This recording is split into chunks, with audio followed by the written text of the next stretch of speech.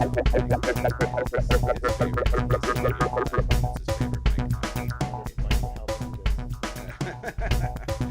to clap? All right. All right. All right, that's the official start of the 5,000 Units podcast. Officially started. All of our technical difficulties are behind us, and now it's just going to be smooth sailing. You think so? Yeah, We'll see. I really think that. Should we haven't really done an intro on these either. Like I kind of did one time. So it's something else we gotta work out. I need to like make a script for an intro so that I can read it without having to do it off the top of my head because I stutter and stuff. Yeah. So, Welcome to 5,000 Units. I mean, the it's gonna be the same. The essence is the essence, whatever. yeah, we'll figure it out. Anyways, welcome to the 5,000 Units podcast. We're here with our new and improved microphone. It's going to be amazing. It's gonna be great. It's amazing. I'm already sounding better. I can tell. Yeah, the microphone's wonderful. This is the cheapest like faux fur carpet I could buy. Oh, it's not real. It's not real chinchilla fur. No, it's actually panda and direwolf checkered.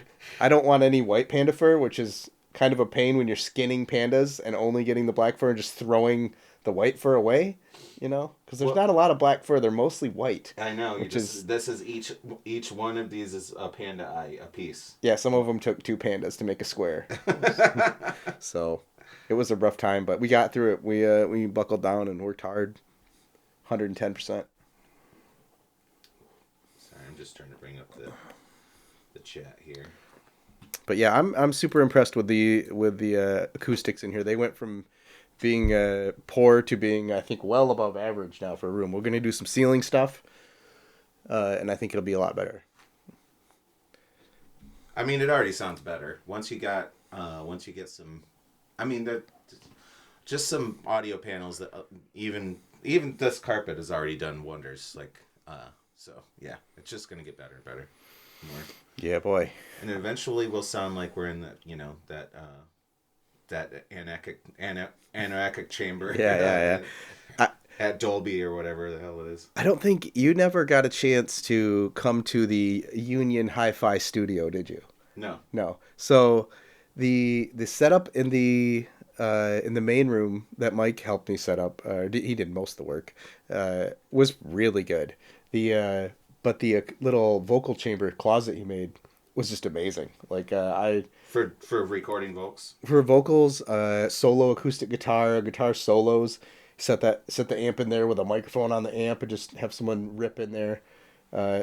Joe Bot recorded there once. That was pretty awesome. Nice. There was quite a few people who came by when we were there, but I found out the hard way. It's hard to live in a recording studio. I've lived in one. Did you? Yeah, I lived in it was called the Orange Room,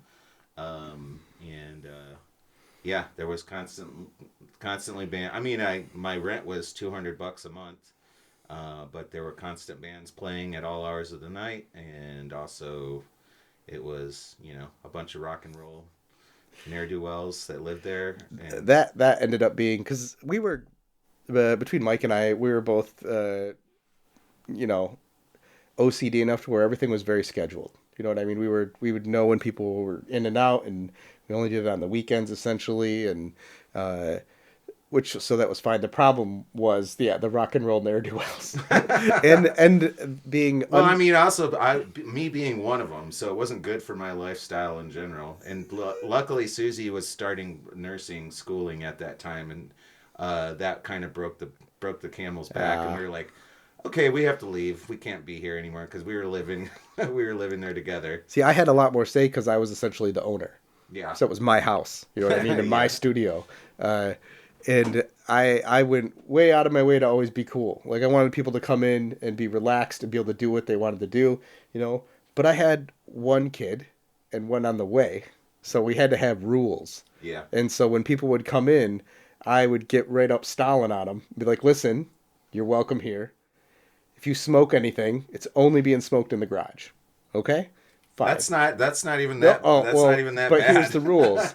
There's, bathroom downstairs only. Do not come upstairs. Upstairs is my house. Yeah. And you don't come up there.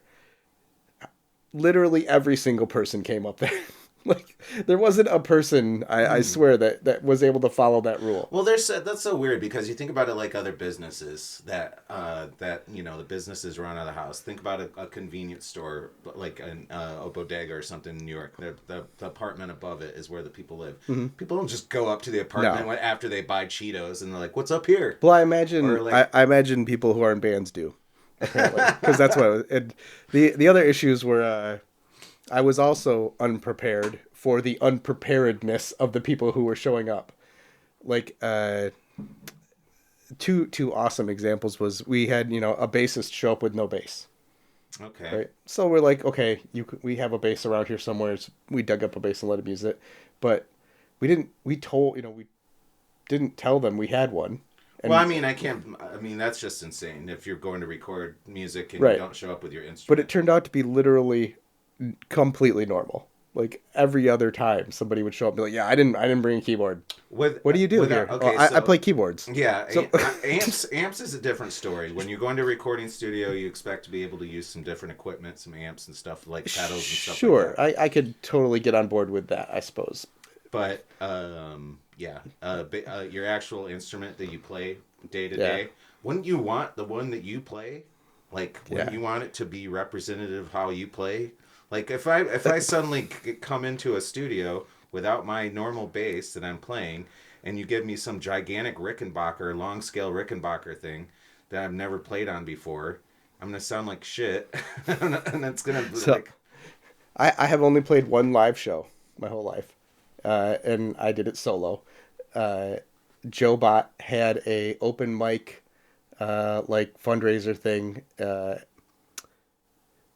It was I believe it was at the bar. Remember after we went bowling, when you came back to Grand Rapids? Okay. It was at that bar, but it was a different bar back then. Okay. And so I practiced my freaking face off. Like, I drove Marcy crazy. I made my own acoustic guitar version of Bobby Brown's My Prerogative. And it was good. I should dig it up someplace. It was pretty good. I don't know how I did it. It's like the best musical thing I've ever done. That's a good song, too. And so I practiced it to death. And I just had that one large black acoustic Yamaha that used to be John's. I don't know if you remember that. Yeah. So I had that forever, and that's the only really acoustic guitar I ever played.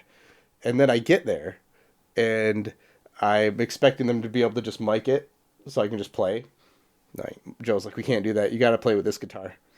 And he hands me a different guitar. Oh, with a built-in... an acoustic with a mic.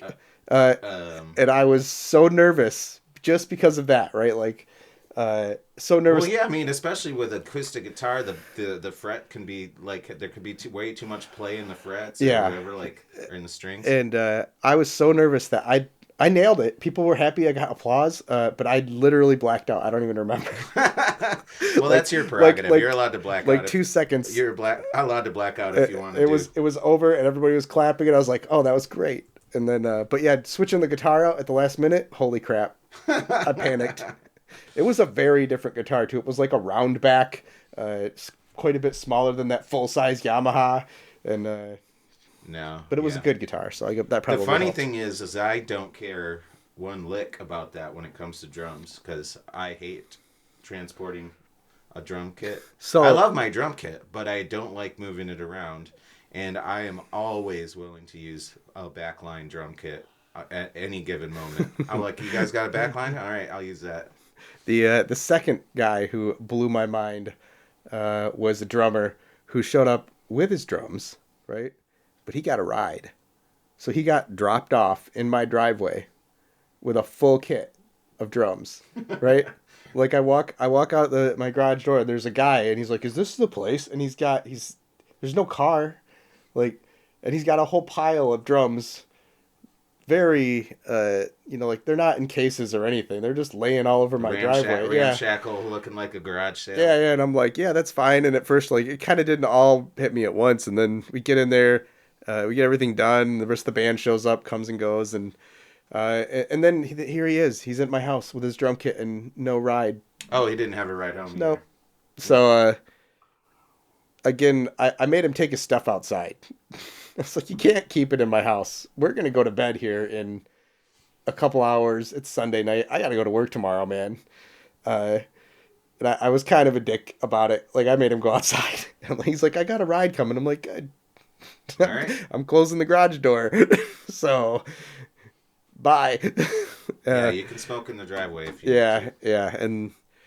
But when it was finally enough was right after actually, so Haley was there, and Haley was, I don't know, 8 years old at the time.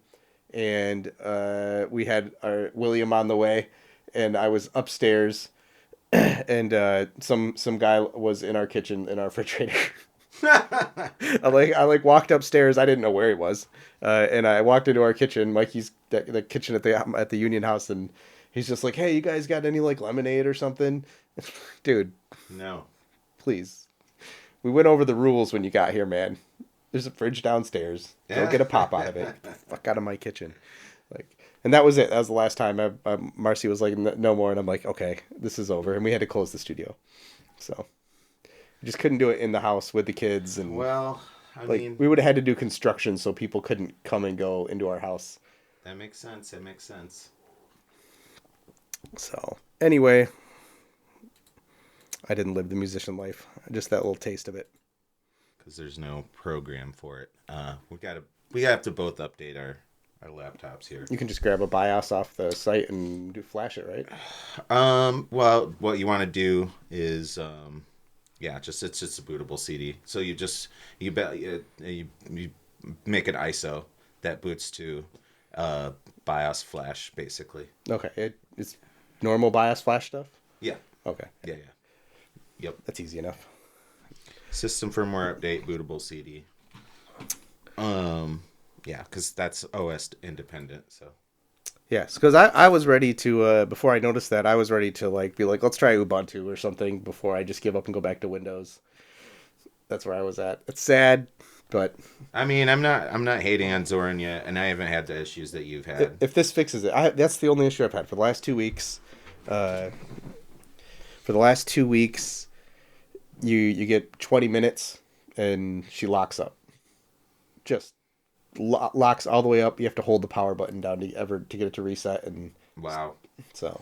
Yeah, I have not had that issue yet, but that would be infuriating, and I can't imagine trying to have any type of workflow with that happening. Yeah, it's not good. Especially if you're in a situation where you're doing anything important that might not have gotten saved.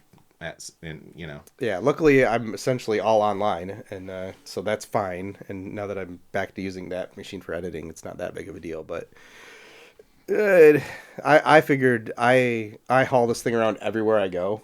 I have 2 laptops I bring everywhere, so these things are in and out of the house every day, and out of my bag over and over and over. You just figured I figured it got banged around getting in and out of the car or something. They see some abuse.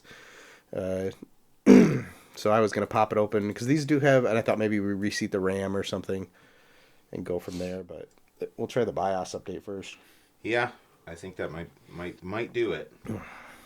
Anyway, what else has been going on? Did you try the Analog 64 out? How did that go? Tell me your thoughts on it, and then I'll tell you what I thought. So I was playing it today, actually, and so I didn't cycle through the amount of games that you got me, just because you gave me 30 games or something. Yeah, I didn't make it through every single one either. I just got I was just like, I haven't played Ocarina of Time, so I'm just gonna focus on this game. And there are a couple things that was annoying to me that it's different than an emulator that you would have on a PS5 or a PS3 or something like that, because with that you can kind of edit or change settings in the middle of the game. You can't do that with this. I think you can. I couldn't get into any menu. I think if you hold there's a combination you hit and it will pull it up. Really? Yeah. I think it's the start button and then the L and R or something. Oh, okay. All right. I have to try that out. You hit all of them and it will bring it up. That's awesome. I was changing settings while I was playing. Okay, great. I have to look that up then. I just didn't know that. But yeah, no, I was going through and trying to find what looked best of those settings that I have. I just have a 45-inch old Samsung 1080 1080p TV. Mm-hmm. But, you know, obviously it's not CRT, so it looks weird with all the... But there's a bunch of different video settings and stuff like that I ended up liking, I think 3 VP or 3, I can't remember. The first one on the professional settings, mm-hmm. and then the fill ratio, and it looks good. I mean, yeah, it definitely was not ever meant that unit to be used on a CRT, so I don't even think we should like bother comparing it to CRT at this point. You know, I mean, this unit is definitely made for like HD TVs and getting it the 64 to an HD TV format or a 4K. But yeah, I definitely, different filters looked way better in different games. Like what worked in Mario did not work in like the racing games. For sure. Yeah, I guess that makes totally sense. Different. So I gotta look up that combo then, because I was restarting the machine after every setting. Yeah, changing it. Yeah, no, you can definitely. I played the Kirby. I think wasn't there a Kirby game in there? Or no, it wasn't the Kirby game. What was it? I forget which game it was I was playing. But I went through all of them and really played with it. And then after I did that, when I went through a bunch of the other games, I went through all the racing games. I didn't find Road Rash. I did see it at the Midwest Gaming Expo, and I didn't buy it because it wasn't complete in the box, and they wanted way too much money for it. I just go to Meijer if I want to play that. They used to have a setup at our local grocery store forever. Like, I don't know, for a couple of years. Oh, it was there forever. Yeah. Like I played a lot of Road Rash in Jurassic Park. Yeah, they just had a Road Rash machine that you could just sit there and play Road Rash whenever you're bored. So if you're bored, walk to the grocery store, play Road Rash for like an hour. What system was the first-person Jurassic Park game? Was it like Neo Geo or something? Well, there was the one for Super NES, wasn't there? Oh, this was after Super NES. It was one of the. I think it was one of the discs. I don't think it was PlayStation. I don't remember that one. I mean, I never played a Neo Geo game. I don't even think. I mean, I've seen a couple Neo Geo games, but I never really played Neo Geo. Yeah, I think I don't remember if it was Neo Geo or what was the other really expensive console that was Jaguar 64. Might have been on one of those. Yeah. But yeah, I used to always have to go shopping with my grandpa or something, and go pick him up, and he'd go shopping, and I would go back and play this horrible first-person Jurassic Park game where you would always get killed immediately. But, yeah, it was a terrible game. But yeah, Jaguar 64 was really expensive. I remember. I think it was the 3DO. Oh, 3DO. That was also very expensive. I think that's what it was. Yeah. Because it was like not even within reach of consideration of ever owning at the time, you know, like $650 or something crazy. Yeah, it was insane. But that was the shtick. You go to Meijer and play that. Be like $2,000 in today's money. Yeah, the big question is: are you Meijer or Meijers? So it's I know it. Okay, so this is the funny thing. In Oregon, there is a set of grocery stores, a big chain of grocery stores out there called Fred Meyer's. Mm-hmm. And it's just called. We say Fred, or it's called Fred Meyer. It's not called Fred Meyer's. It's called Fred Meyer. The grocery stores out here are called Meijers, but their signs don't say that. Their signs all say Meijer. Yeah, they don't have an S. Well, I say Meijers out here. Right. Well, so, but it's crazy if you don't know this. It's spelled differently, but the guy that started the store out here, completely different chain. His name is Fred Meyer. And it's spelled Meijer as opposed to Meier, which is the one out west. It's just insane. Around the same time, two different guys named Fred Meyer decided to start chains of grocery stores that are the exact same on opposite sides of the country, essentially. I have to believe that one of them copied the other one. I have to believe that some guy was like, I was in Michigan. I'm a Fred Meyer. I could do that. Yeah. I could play right off this. He seems to be doing all right. Yeah. But, yeah, I'd never cared. I said Meijers too, but my mom says Meijers, and I figured I probably just picked it up along the way because it's so ubiquitous around here. But I did a little bit of research after meeting Fred Meyer's widow. At work. Okay. And because she called it Meijers. Yeah. So I felt vindicated. Because I was like, if anybody is allowed to decide how it's called, it'd be her. So I did a little research and didn't really find anything until I was looking at just old pictures. And realized that it used to be called, before it was just called Meijer. Do you remember what it was called before then? Because I believe the one on 28th Street was called this even when we were little kids. Meijers grocery store? It was called Meijers Thrifty Acres. No, I never remembered that at Yeah, all. so it was called Meijers with an S. Point. Oh, so we're just old school. And I think maybe, our parents had always just called it Meijers for short. Yeah. And I think it got filtered down to us. It's my theory. Yeah. So if you look up the old signs, you'll see it says Meijers Thrifty. I mean, I still refuse to believe the new Pepsi logo. So just believe. You just don't acknowledge its existence. I just don't acknowledge its existence at all. Yeah. Well, that's interesting. So I got the analog out. I unboxed it. Obviously, fancy analog everything. I don't know if that's the first analog product you played with, but really nice. It's nice. It's the controller's awesome. I mean, that's an 8-bit controller, but yeah, everything they make seems really nice too. I haven't been. But the machine's awesome. It's nice, compact. I don't have any complaints. It's is there local storage on it? So it has an SD card slot. So here's where it gets a little spicy. We both did the straight out of the box experience, right? You didn't screw with anything? No. Okay. So one of the cool things I think is they've been a little shifty about firmware. So at this point, like if you were to just kind of take a step back and be like, how is Nintendo letting this happen? Because Nintendo is very litigious about this kind of stuff normally. Yeah. And they're releasing Nintendo consoles. Yeah. Like, pretty. You couldn't be more in your face about slapping Nintendo copyright laws out the window. And, I don't know if you've seen the latest Anbernic product. No. It's a DSi. Okay. Like, you were telling me about it. You'd mentioned that. It's just going out to, I've seen it, YouTubers just reviewing it this week. I mean, it looks like a DSi. It's got 2 screens, and it comes with a DSi emulator on it. And I'm 90% sure Anbernic is just, buckling in for the lawsuit. They're just we're just going to do it, boys. Come and get us. We're in China. Good luck. Yeah. And so how is Analog getting away with this? And I think it's all on their firmware. So as the thing ships, as you and I were playing it, there was a couple definitely bootleg games in those games we bought. I think Castlevania was one of them. And I think the copy of GoldenEye, is also a bootleg. It looked pretty legit, but I think it's a bootleg. And neither one of them would play. Neither one of them would play, yeah.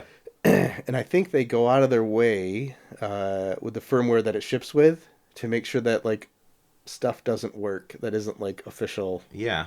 Because there's also... And I don't know if you've ever played with these, but one of my... what are they called? The EverDrives.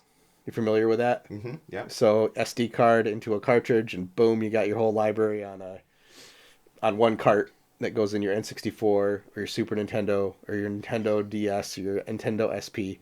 I did that for Haley when she was a kid. I got her the DS that had a Evercade cartridge. Yeah, that has everything. Dude, it was the last DS game I ever had to buy. She loved it so much. She played it to death. And then it also, you could put a huge SD card in there. And you owned all these games obviously. outright. Have you seen this room? All right. I'm just making sure. Yeah. And the other nice thing you can do about it is you can also stick a huge SD card in there, and they all play music. So she had, an MP3 player on her DS, It's freaking just totally kick-ass for, a 12-year-old in 2011 or whatever. Yeah, right? It's got the coolest tech in school. So yeah, that's the next thing. If you want to try it, go for it. But I believe it has an SD card slot. Well, I have to say that's kind of where my head's at right now, firmware wise. So I was trying to jailbreak my. Speaking of, that's funny. Turn this down. That's the motion detector on my Ring camera sound, and I don't want to be part of the Ring ecosystem, obviously. What? You don't want to help surveil the public for Flock or no. What's the other company that's behind all that? I don't know. DHS.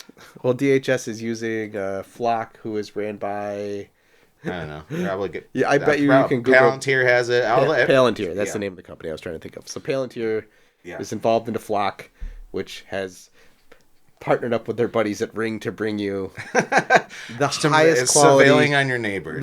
The highest quality safety surveillance you can have in your neighborhood. So obviously, I don't want to help you find your dog. So it's just that. I think you should keep your Ring camera, because what if Carl gets out and you need to help find him? Yeah, well, I am going to keep it, and so that's why my whole thing was to try and jailbreak it. Right now, it can't be okay. So there's things you can do. I don't subscribe to the Ring service, which means that I don't have any cloud access. They still process data in the cloud, but they don't necessarily store it if you don't have a subscription, because they don't necessarily have a vested interest in you, or you're not paying them money in order to store stuff. Mm-hmm. So there might be, who knows really what happens in the background. It's a walled garden, but at the same time, I'm not giving them money. It's unlikely that they're storing long-term data or image, video, and audio for me. Yeah. I also have a Ring doorbell. Yeah. I don't know if you've seen it when you came up to the house there. I did. I'm going to throw it in the trash. Well, so hold on though. I don't want to. Okay, well, so what I've done is right now there's a $10,000 bounty out to break the. Is this Louis Rossman bounty? I don't know if Louis Rossman. I think it is. Okay, yeah. So there's a $10,000 bounty out on it right now to break the firmware, so that you could essentially jailbreak it. Yeah. So he started this whole jailbreak bounty system, and I sent you a link. I don't know if you got a chance to look at it. It's in the notes here. In the chat, to his consumer rights wiki page that he started, and. I have not dug into it. I really need to. I just haven't been able to carve out the time to do it. But the whole idea behind this consumer rights wiki page is to document everything crappy that all of these companies are doing. Anything anti-consumer, right? Yeah. If anybody who's doing anything anti-consumer, they're looking for people to go to the consumer rights wiki page, sign up to be an editor, get in there and document it. The reason for, aside from just creating a wiki of shitty companies, is so that they're making a Chrome plugin.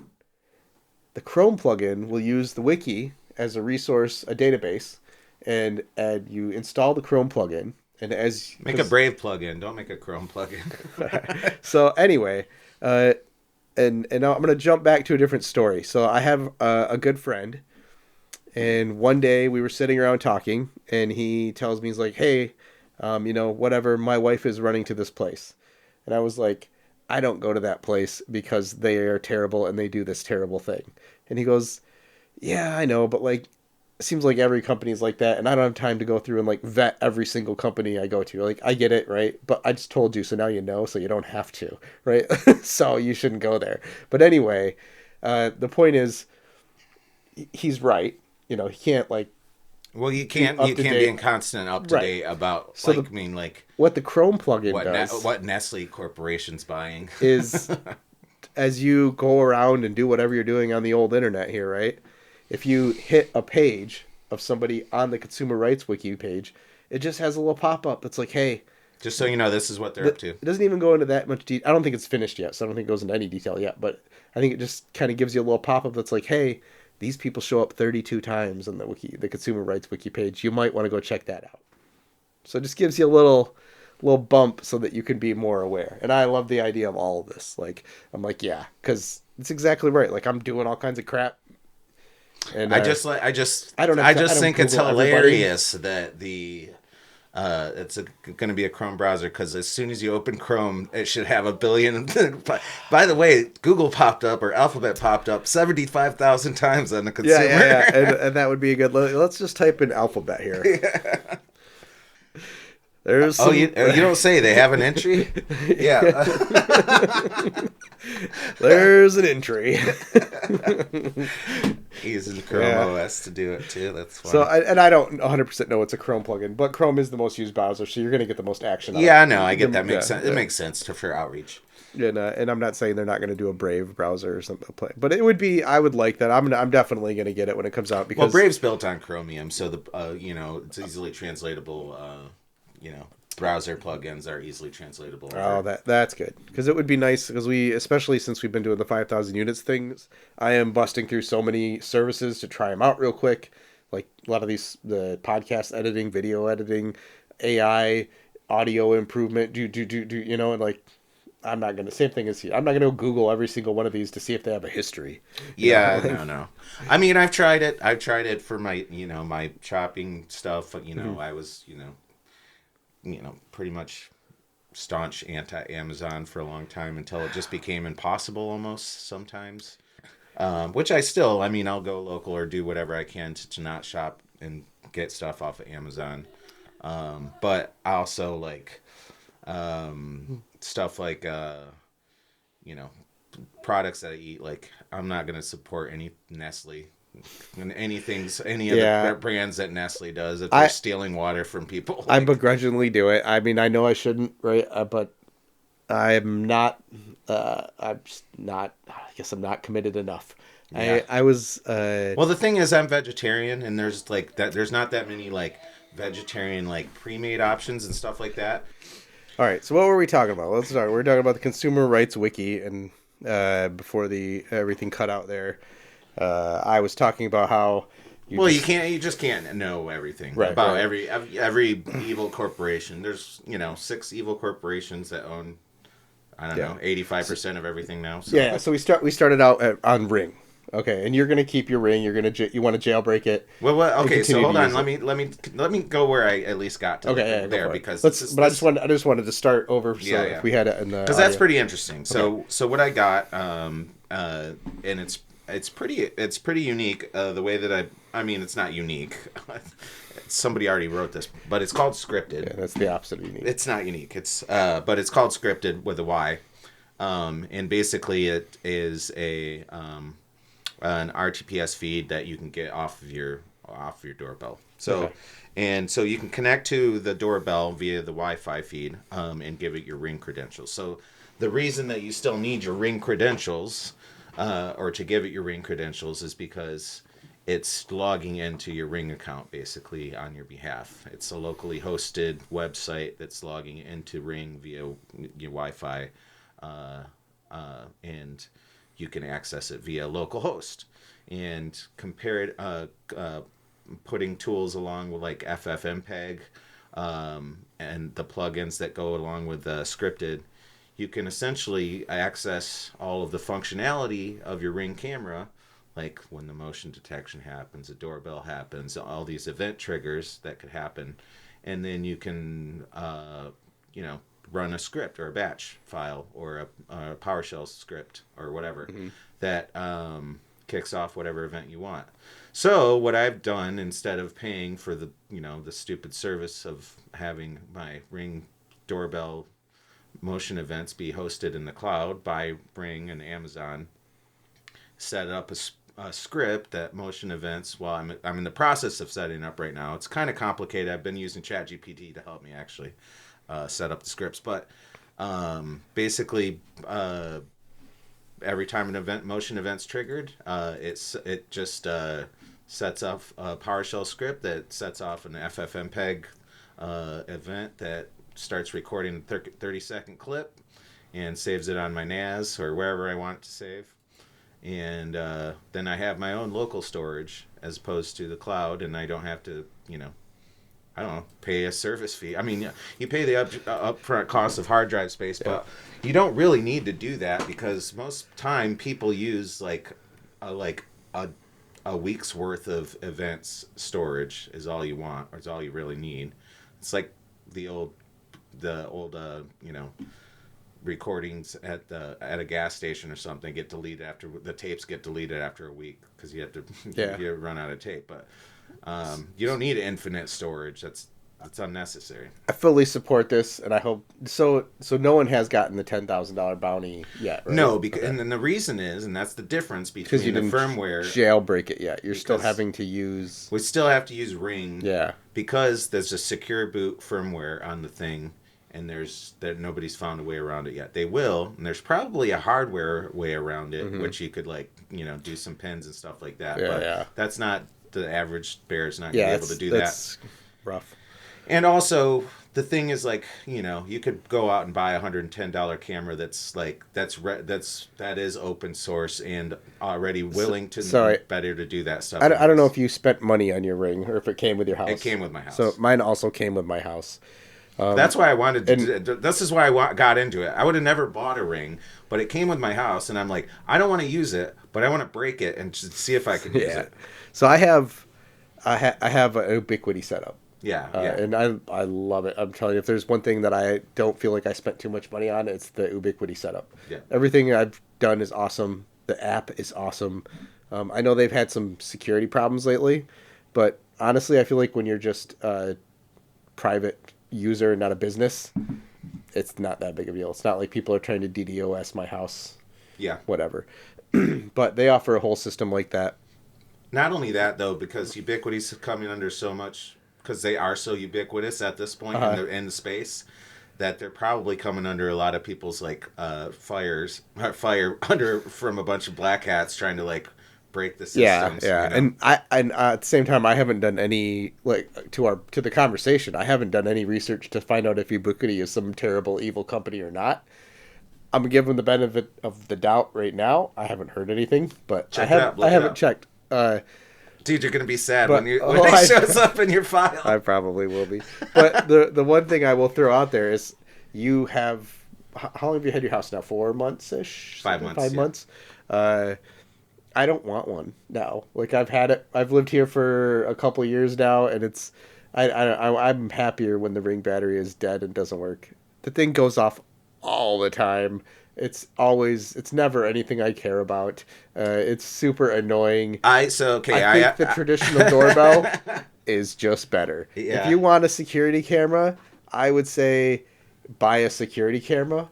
Yeah. In my experience with owning a Ring, I just don't feel like they're two things that need to go together. If I'm not here, I don't care. The doorbell's not going to work. But if I want to be surveilling my property and watching who's coming and going, I think the security camera system will just do it better anyway, and I don't have to buy anything from Ring. That's a great point. My original plan, I was going to chuck this thing and get the Ubiquity system. Ubiquity has they even have an entry system, so you can RFID your door lock at the same time, right? So I can and then you can put that in your Google Wallet. Yeah. So you can just walk up to your door with your phone and unlock the door, which is what I was planning on doing. All that. But after having the Ring, and we never subscribed to it either. We never paid Ring for it. It just works. It just does. Well, when you first transferred it over from the previous owners, you probably got 2 free weeks. Maybe. Yeah. We did. That's what happened with us, and I'm like, I'm not paying for this. Yeah, and the same thing. I was like, I'm not paying for this either.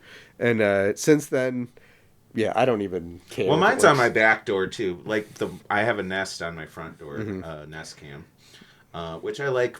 I'm going to put a regular doorbell on. I think that's what I'm going to do. It's I have to rewire my doorbell to make it work again. You don't even have to do that anymore. You can just get a rechargeable doorbell. Yeah, and they last forever now. Like you can put a rechargeable doorbell on there, and once a year you have to put a new lithium-ion battery in it or recharge it. It's so not that big of a deal anymore. Batteries have gotten so much good, and a doorbell uses so little power.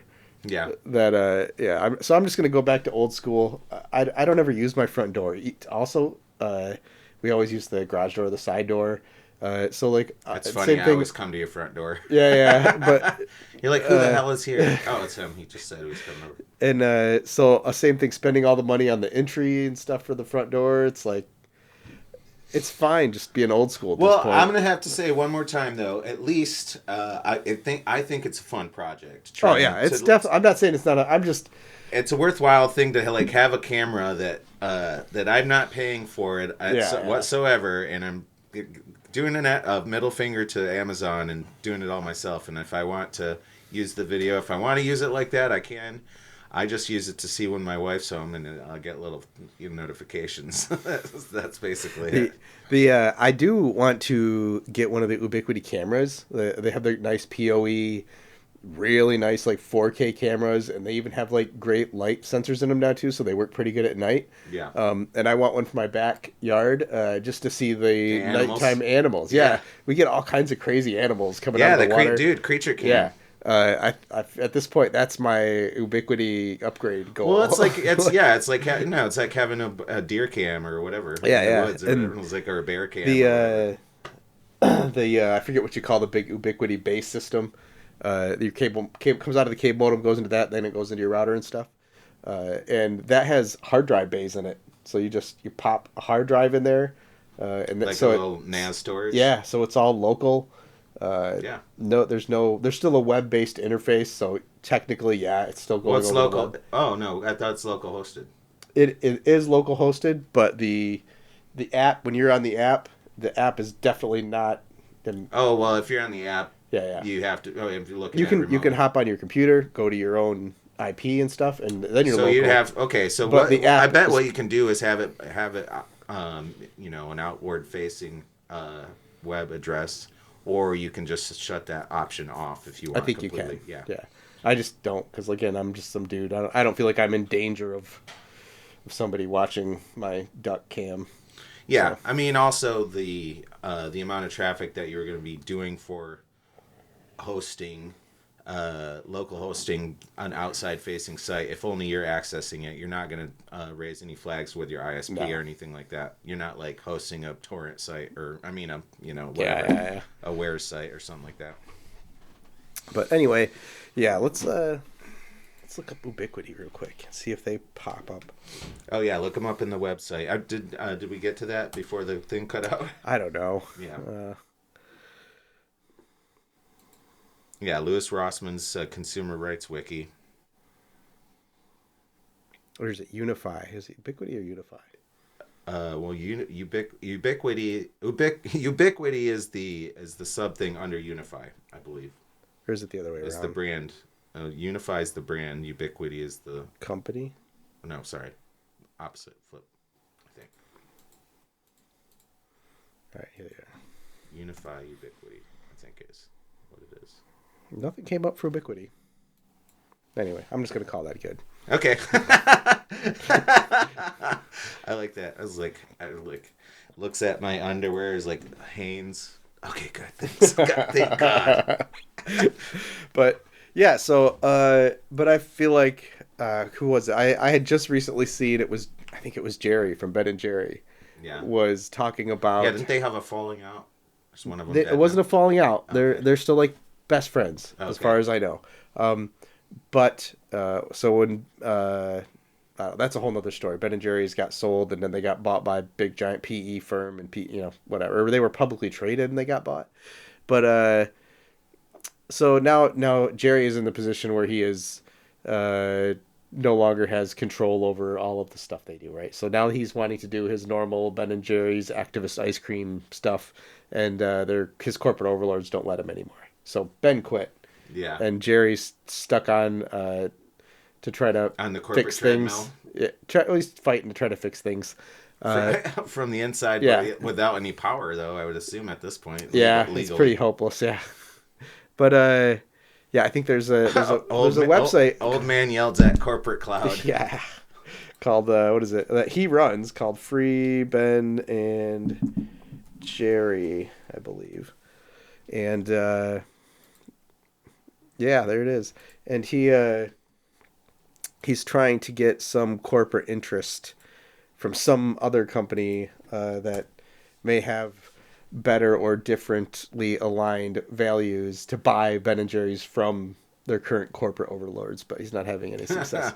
But he there's a quote, or I'm gonna sum it up, that he said in an interview I had watched just recently, where he says, like, all of us, most of the companies we shop at nowadays, Amazon is a perfect example. We begrudgingly buy the stuff. Like I'm super guilty. I buy so much crap off Amazon, but I know they're awful. Yeah. Right. But I do it anyway, because what else am I going to do? Where else do I get a phone boom with a ring light on it for shooting that over there? Like. Yeah. There's not a store. I can go to like B&H Photo and pay $400 for one. Yeah. Probably no. I'm going to buy the $30 Amazon one. Yeah, I mean, I don't know. Well, the other thing though is okay. I was going to segue this into 5,000 units. So his point was for Ben and Jerry's was that like that consumers, they begrudgingly shop at all these places they don't like, and they do it every day. And when they come across something, a company that is there for the good, like a Ben and Jerry's style company, that they just buy stuff, and they buy stuff and buy stuff. Like they feel better about buying the things, and so they continue to shop there. Yeah. And his whole point of the conversation was that like now having pride in a company that you patronize, like you feel good about it, that you're not just like funding Lex Luthor, instead you're helping out a local pizza place or doing something like that where it's going to maybe something better or to some regular people, and that kind of thing. And I'm hoping that that's kind of the direction like 5,000 units can take, where it's like we're never going to be some big huge rich company. Like we'll always just make whatever we're going to make product wise, and people will feel good about buying it and be happy to pay whatever and come back to us over and over, so that they can see, instead of being like funding a private equity group, right? Yeah. Like be more like they're funding a public equity, right? Like every time they buy stuff, hopefully the profits will be going out to like make the public better or make the world better. More good stuff will come out of it, basically. And it's not just going to line the pockets. It felt really nice to see somebody like that successful say that business model can work, because like it's just supposedly it doesn't, right? Like that's like in the business world, they're like, you're dumb. Don't give away your money. Well, I mean, I don't know why. I don't know what the initial machinations of Ben and Jerry's going public in the first place was, or getting bought out by private equity. But yeah, I don't know the whole story. That's got to be a weird. At some point, they were a public company. They got sold to Unilever, which is a big giant. Which is one of the bad ones. It's the Nestle. It's one of the Nestle. It's a huge monster corporation. Trying to take someone down from the inside by acquiring a company, which is the Onion, acquiring the awesome InfoWars properties. And Tim Heidecker just put out a video today. It's pretty good. It's about 18 minutes long of him doing his great impression of Alex Jones. I haven't watched it yet. I can't wait. It's very good. I'm super excited to hopefully to be able to subscribe to InfoWars. Is a sentence I never thought I would say. And the funny thing is Alex Jones is losing his brains over this. So good. He's melting down online about this because it's just they just won and there's nothing he can do about it. If you go to Infowars.com right now, it just says offline because they haven't got their version of the website up yet. But on the Onion /Infowars, they have the initial video of, and the fact that Tim Heidecker is just going to be the host, and he's just on board just to play Alex Jones for the next couple years or whatever he signed up for. You know what I would do if I were them? I would pick up Stephen Colbert. Stephen Colbert running InfoWars. Yeah, well, that'd be funny as well. I heard he's on the market. Well, I know he's about to be because he's going to head to head with CBS right now. So yeah, that wouldn't be surprising. And everything that they make off this site is going to the Sandy Hook families. Oh, perfect. Yep. This is insane. The idea that anybody can fall prey to the idea that there was a gigantic town full of actors that are still doing their job to this day. Yeah. Yep. Well, it worked in Bruce Almighty for a while. Yeah. So. Not Bruce Almighty. The Truman Show. Truman Show. Sorry. Mixed up. But I was like, you know what? Even if they are just crisis actors, they deserve that $1.4 billion because their dedication to the craft. They are potentially the best actors that ever lived. Yes, exactly. They should definitely do something like Shakespeare after this or something.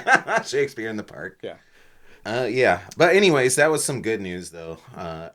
The the the man fighting from the inside in a shitty corporate system. Just gut out that insides that is InfoWar and turn it into just a comedy show.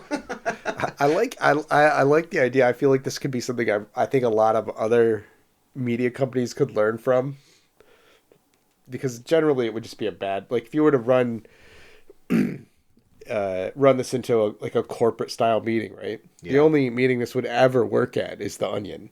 Right? Yeah. Like if you were at any other company and you were like, all right, here's my pitch. Here's the pitch. We buy InfoWars. Everybody in the boardroom is going to be like, did you hit your head? Like, that is the worst thing ever. That is the literal worst idea you could have had. You kind of sound like Alex Jones just then. Are we going to hire Bill Cosby to run it? You got any more good ideas in there? But it works. I like it. I want them to do it. Well, the thing is, and I was worried about this because of the state of affairs and politics and just news in general. The Onion was losing its relevancy just because headlines are so absurd to the degree where you can't even tell the difference between an Onion headline and a real headline anymore. Yeah, that's always been a problem with the Onion. Yeah, because they're just so on the point. Yeah, they nail it, and they've been really good about most of the time being serious just enough. Yeah, there's a really fine line there that they tend to really hit, and it's always been a little bit of an issue for like grandmas. Like, what? This ridiculous world we live in. These kids have really been up. But yeah, nowadays it's even more insane because honestly, crazy headlines. Who knows what? If Trump said something, the Onion couldn't write anything that Trump said this and be an obvious joke. I'm like, okay, he said that. I'm assuming it's true. In a way, Trump kind of ruined the Onion a little bit. That's what I'm saying. They were almost losing relevance because of Donald Trump. They you can't tell if an Onion headline was about Trump. It's really a coin flip at this point. Yeah. Like, is that real or not? Yeah. Is that, or even with the pictures that have been getting posted lately, is that an Onion picture or is that? Oh yeah, the guy, the Jesus picture. Is that a real Trump picture? He posted it from his Instagram or whatever. Yeah, but I'd have to ask myself if the Onion posted it. Like, if say they did just post it, right? Is that a joke anymore? I don't know. Yeah. Or is it actual just news now? That's what maybe they should just pivot to real news, but only real news that might be an Onion article. That's what I would do. That's the hot idea. Well, that's funny because they call themselves America's finest news source, so it could be true. That's the move. You need to start just giving us the news that almost doesn't pass the test.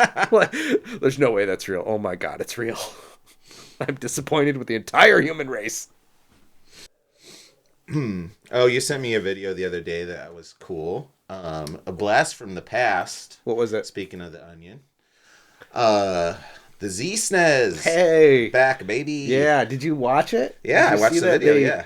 I'm super excited. Crazy amount of upgrades, dude. The textures. Yeah. Being able to apply textures, it looks so good. F-Zero is going to be good. That's going to look awesome. Yeah, I haven't downloaded the beta yet. Did you download it? I haven't even. I haven't had time to mess with it at all. I have a very limited SNES collection compared to my other ones, but I still don't. I have not gotten a SNES play setup on my OLED that I'm happy with. I do have the analog that actually came at the same time as the 64. It's right there. I think that black box right there on the shelf. Either that or that's the 64 box. But no, this is super. Okay, yeah, I haven't tried that out yet. Hopefully that's the answer. But if not, you haven't even plugged this in yet? No, I haven't. I opened it up the day before you came over and we looked at the 64. Nice and compact. Yep. These guys are Analog's awesome. So I'm really hoping really cool stuff. That's it. But if it's not it, I'm gonna put an emulation, little emulation machine between. Because even though I love my Nintendo collection, it's not anywhere as nearly as playable as Super Nintendo. Like I've got like 350 NES games behind you, and I would say I enjoy playing about 30 of them. I've played almost all of them, but a lot of them are real turds. Oh yeah, no, I watched the Angry Mexican playthrough a lot of them, most of them. Yeah, I think he got through all 800 games or something. But yeah, or like whatever they had. There's some rough. Yeah, Pat the NES punk. They still. It was a podcast that went on for a while. The CU podcast, and I quit watching it a couple years ago when they kind of officially ended it, and then they do like an episode now, like every month or 2 months or something. They used to do it every weekend, and they did a couple. I think it was a fundraiser or two where they would play every single NES game. In alphabetical order. Yeah, in alphabetical order. It'd take like 36, 48 hours, and they would just sit down and play while people donated money. Angry Mexican beat all of them, which is that's insane. Oh, that's crazy. I love Nintendo games. Nintendo was my first console. Not really. I had an Atari for a short period, but Nintendo was my first console where it was officially mine. Yeah, that was mine. And yeah. I bought an Atari when I was in first grade with my birthday money. I mean, come on, we would have slit someone's throat to have this amount of games back then, dude. Yeah. The things I would have done to have this, like, oh my gosh, it's so good. Just a chunk of that. I think at the height of my NES collection when I was a kid, I had 5 games. I just remember, like, in that Fred Savage movie, in The Wizard. He goes over to the guy with the Power Gloves house, and he's like, I got all 80 of them. He like shows all 80 of his Nintendo games, NES games. He's like, I got all 80 of them. And that was so crazy back then. Like, yeah, there's like 800 games or whatever. Couldn't believe it. I have all 80 of them. Okay. But yeah, the Z SNES looks awesome. Well, also it's just such a nostalgia hit. Oh yeah, because that was my go-to emulator of choice. It was so good by far, and that was the only thing my computer could run. Right. But yeah, the 2 features that are just going to be amazing. One, textures. Hopefully that gets awesome, and then they're letting the community of modders support the texture features, so you'll hopefully be able to just set like. I'm playing Mario 3 and there'll be some texture packs. Yeah, just be like download or not whatever. Mario 3, Mario whatever, World. Super Mario World, and then download what a bunch of different texture pack you want. Super hyper realistic texture pack for Super Mario World. The second super exciting thing is they're just moving it all to the video card. So all the rendering, all the work will be done on your video card. And that will just make it so much better. Yeah. That'll give you so much muscle for doing all that stuff. Speaking of companies that I begrudgingly buy stuff from, Nvidia is the biggest one. Man, I would love to buy a different video card, but I know the Intel Arc was kind of going to be like the alternative, and it really hasn't hit yet. I'm hoping it still does. I think they announced a slightly better gaming card just recently. And I'm considering buying one. If RAM prices go back to normal ever, I'm gonna buy an Intel card. I want to try it out. I'm a sucker for that. One of the ARCs. Yeah, whatever the Battle Mage or whatever it is that they have out. I haven't. I was like, this upstart company Intel. We're gonna try them out. Yeah, but I have heard rumor that they have moved their latest architecture that they were going to continue to do gaming cards with. Like solely to AI cards, of course. Yeah. So yeah, we'll see if that happens. I mean, I would probably be team AMD at this point, but of anything, but yeah, they're just it's crazy. I hope that ballroom looks good. I swear, man. If it doesn't, what an embarrassment. It better be dude. I'm sure it's going to be the height of tact and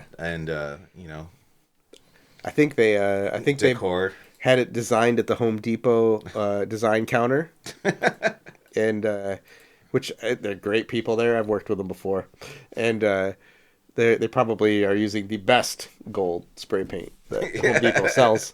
So I imagine it's going to be fantastic.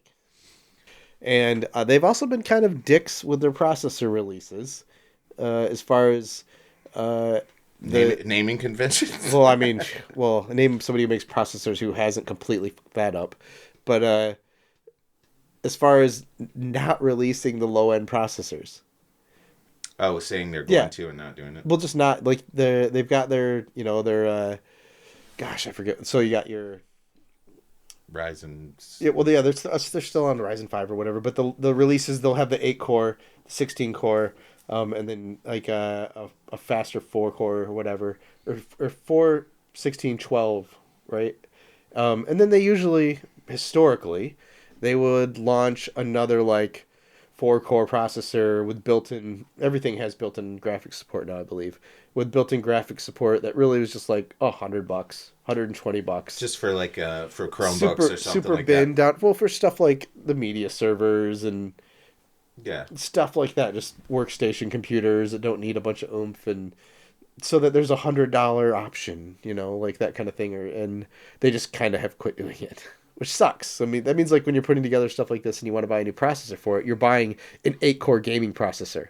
Yeah, for $200-$300. Yeah, I'm wondering what the economics on that are, because there's a demand for those types of things, and I wonder why it's not being met. If there's the demand for it, the margins on them are way low. The margins on it is too low. And right now, because there's not enough chip manufacturers basically to. I mean, like if you have. Well, you're using the same chips, the dies, and everything to make them, right? So, like, if you're gonna make chips, no, I know. I'm just saying you're making higher margins. Yeah, chips. Exactly. So, I mean, there's only so much CPM space or whatever to be utilized to make chips or whatever in Indonesia or wherever they're being manufactured, and then.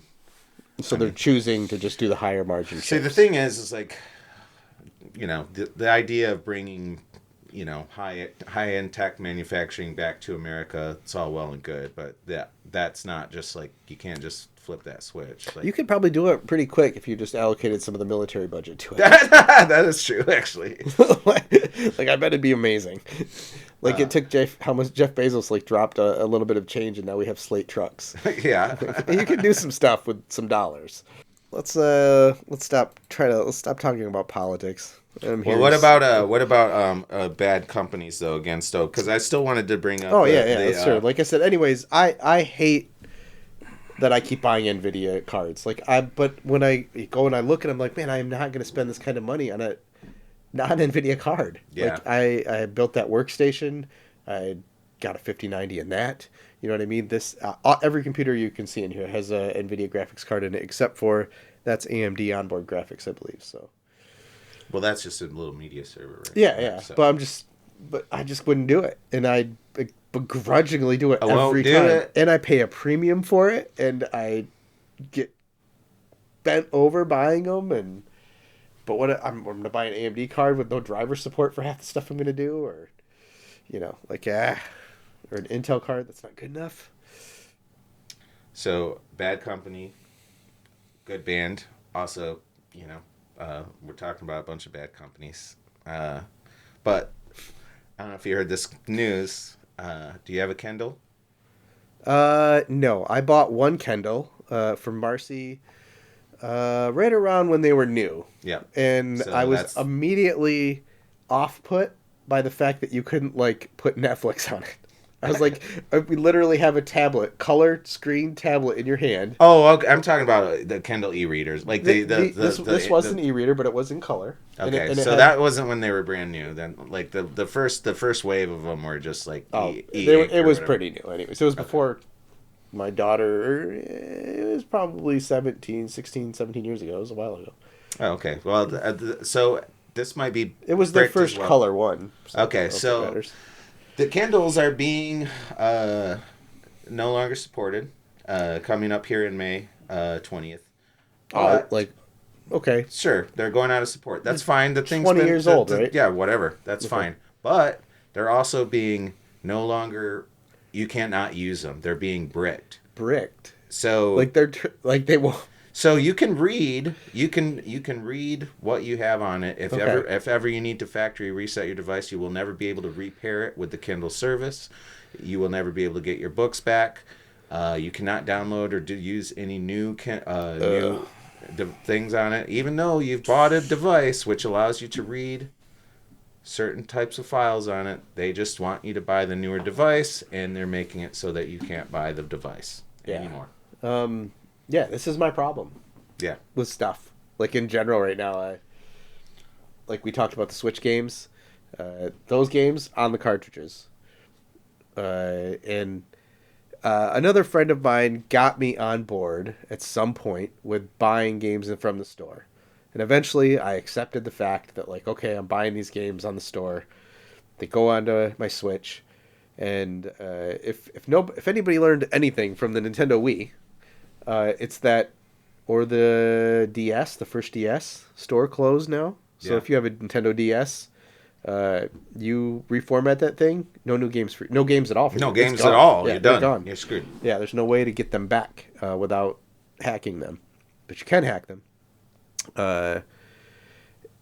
And this has become another begrudging thing I keep doing, even though I know that if I don't have these games on a cartridge right there that I can put into a freshly reset Switch, eventually they're not going to be around. And the Switch 2 has taken that step, the full step.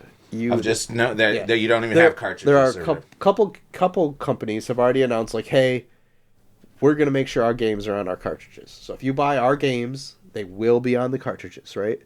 But the caveat is the cartridges have small storage. So they have a really finite limit of storage on those carts. So any bigger games, it's not even possible. Yeah. So like the Final Fantasy games are not going to be on there on the Switch. There'll be data on there, but it's not. Why can't you do the old Final Fantasy 4 cartridge box set, or like I remember, like, in Final Fantasy 7 you had to switch discs right when was falling off a cliff or whatever. You're like, Or companies could do the I don't know if you remember this, the EA Sega Genesis carts. They were like bigger than all the rest of the carts, so that they could add more RAM and more storage in extra them and long stuff. ding-dong cartridges. Big old ding-dong cartridge sticking out of your Switch too. But yeah, I just can't, because it's going to happen. Like, your Nintendo Switch is eventually, the store is going to close. Yep. And if all the games you bought will be... Well, I mean, the thing of within, like, console and handheld gaming, obviously there's only a few players in the game or whatever. But with e-readers, for example, there's, like, other pieces of hardware that are completely open. Oh yeah, there's some fantastic ones. And that's why that's another thing you should always think of when you're buying hardware. Look at the company. Make sure that they have a good, look at their ethos. If you're buying a piece of hardware that especially for something, if you're an avid reader, think about that long term. Like, you want your books, and just like you would a library.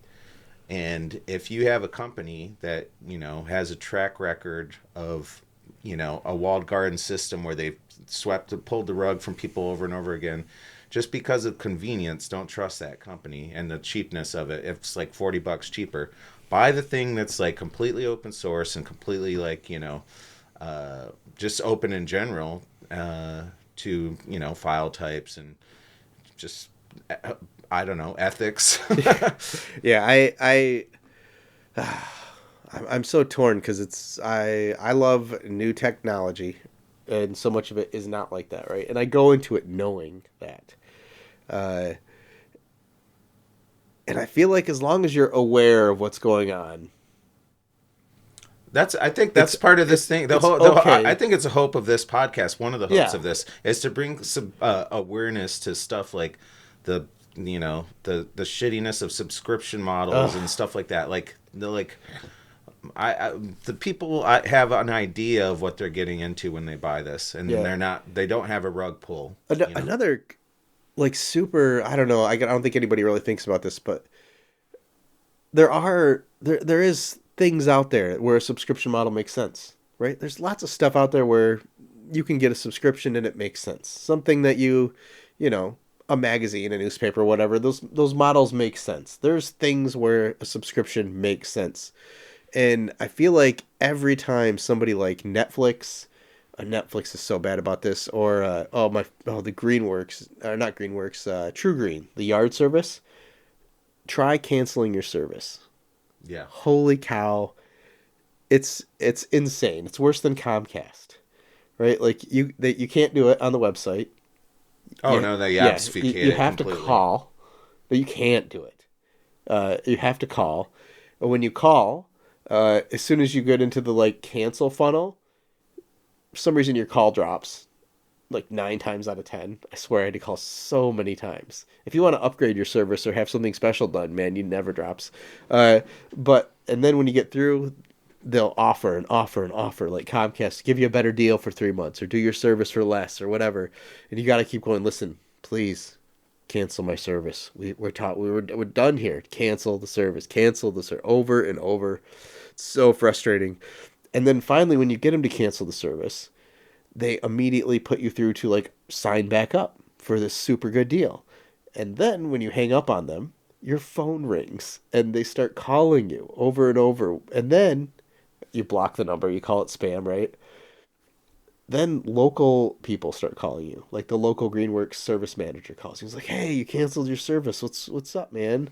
Were you unhappy about something?" I don't know. I'm not familiar with this company, but I am familiar with the tactics. Company. They just drive around and spray fertilizer on your lawn. Sure. But I'm familiar with the tactics of the cancellation. And so you block his phone number because he'll call you. Keep calling, and it's at some point you start to be like, what do I have to do here to get you to go away? Like, do I need to come by? Like, where are you at? That's where I'm at with them, where I have to ask them, listen, let's talk about this in person. And then they usually back off and shut up. But that level of insanity, like, ruins the subscription model for the handful of stuff that I think it makes sense for. Yeah. Like, and it just... Well, I have to say I've used that to my benefit before. So with the streaming services, I've done the threaten to cancel on all of them just to get my bill lowered for an extended period of time. I've done that with Comcast. And I've done it with Comcast as well. And I don't feel bad about it in the slightest bit because it's their system, literally, that they set up. And all I'm doing is pachinkoing my way through their little system. I know you can go lower. Right. I know you can go lower. Yeah. And they do. And finally they call back with like a begging, desperate plea for me to sign up for this like lower monthly subscription. Yes. And I'm like, all right, fine, I'll do it. And I give them a privacy card. Instead of I was like, okay, I'm going to give you a different card. It's my privacy card that I could specify the amount of money that goes onto it. So I could just, if I actually decide I want to keep it, I'll switch it back. But use my temporary card from like privacy.com or whatever and have like $35 on it. And then if it goes, if I don't re-up it, my subscription's just canceled because I can't pay for it, like, or whatever. Like, you owe your money, whatever. Anyways, begrudgingly buying stuff. It's in life. It is. Oh, so have you? Speaking of giving companies money that I don't think we should give money, but I'm doing it anyway. Have you looked at AI pricing? Well, and are you at this point tempted to pay for any of them, or have you? I have a ChatGPT subscription through my work, and I use that. I used it quite heavily last week for some programming SQL help, just for basic grunt work that I did not want to do because it would have been awful. It would take me all day to blend SQL in these Excel spreadsheets. I knew how to do it. It would have just been a lot of data entry that I didn't want to do. I had a computer do it. It was way better. Yeah. So yeah. And the only reason we needed I need a premium subscription is because you have unlimited file uploads to it. So I'm just like, okay, re-uploading this file, like, nope, change this about it, blah, blah, blah, whatever. I think most of the people could get away with, whatever, a non-premium subscription. I don't think you really need it for the most part. Really speaks to like the same as the last topic. I don't know what I'm doing these days, but I'm always handing money to people I feel like I shouldn't, but I just keep doing it. So I use my Gemini subscription every day. Well, because it came with your phone, though. Right? Yeah, it's free at this point. But if they shut it off, get addicted to it. If they shut it off tomorrow, I would 100% go and pay. God, what is Pro? I think it's $20 a month or $40 a month. Yeah. So what's your day-to-day use of it? Or I mean, like, you don't have to tell me I use specific it for so much stuff. Tasks, but give me an example of like an intricate thing that you requested of it that it helped in a way that you wouldn't have been bothered to do yourself. So I'm currently working around polyurethane stuff a lot lately. Okay. Polyurethanes are mysterious and complex things. Like, if you're not a chemist or a scientist, generally you don't understand how polyurethane stuff is made. Like, just foam, basic foam stuff. It's crazy. And a lot of stuff is made out of foam, and I have used it more than once to try to work out complex differences in what they call the index in the foam, which is essentially a kind of complicated math problem every time you got to go through the whole process. Adjustments in the index change the way the chemistry works, and it's not ratio; it's related to ratios. So almost I use that like a refraction index in a chemical or something, or water, or I mean or lens or something like that. But it's hard to even explain. So like when you mix the two ingredients, it's a 2-part thing that makes most polyurethanes. You have a poly and an iso mix, and then they have a ratio that they work at together, and like the numbers of the ratio have to be changed to the weights, and then the weights have to equal 100 grams, and the weights derived from the ratios like equal the index, and then the index is how you actually mix the stuff. Okay. Right, and then you can adjust that by points, and points aren't actually grams; they're a derivative of the ratio. So it's like and like the fact that you can just bust onto Gemini and be like, adjust this by this much, and it will boom and dump you out a chart. Literally every time you do something like that, saves you hours. So much, yeah, and it's never been wrong, right? I think the hardest thing for me it's not the hardest thing. I think the thing people most miss about it is if you can keep your work with it to the point, and you request specific things off of specific data, it's magic. Like, it can do so much good hard work if you can keep it within its brackets of here's the factual things that are going on. Yeah. And I need you to work this out, right? It failed at some of the most basic stuff the other day. I thought about going back and recreating it just to play on the podcast here. It was so hilarious. Because you're asking it just you're not going to believe how basic this is. Generalized question. Not even that, okay? I literally, so you remember that Spotify article you were telling me to read? Yeah. Right? Okay, so I was doing a whole bunch of long, intensive kind of work where I had to just sit there and concentrate, and I wanted to just listen to that article. And Chrome, I don't know what happened. It used to have an option where it would just read you the webpage, right? So I opened up that webpage, and I was like, "Oh, read me this webpage," and it just wasn't there anymore.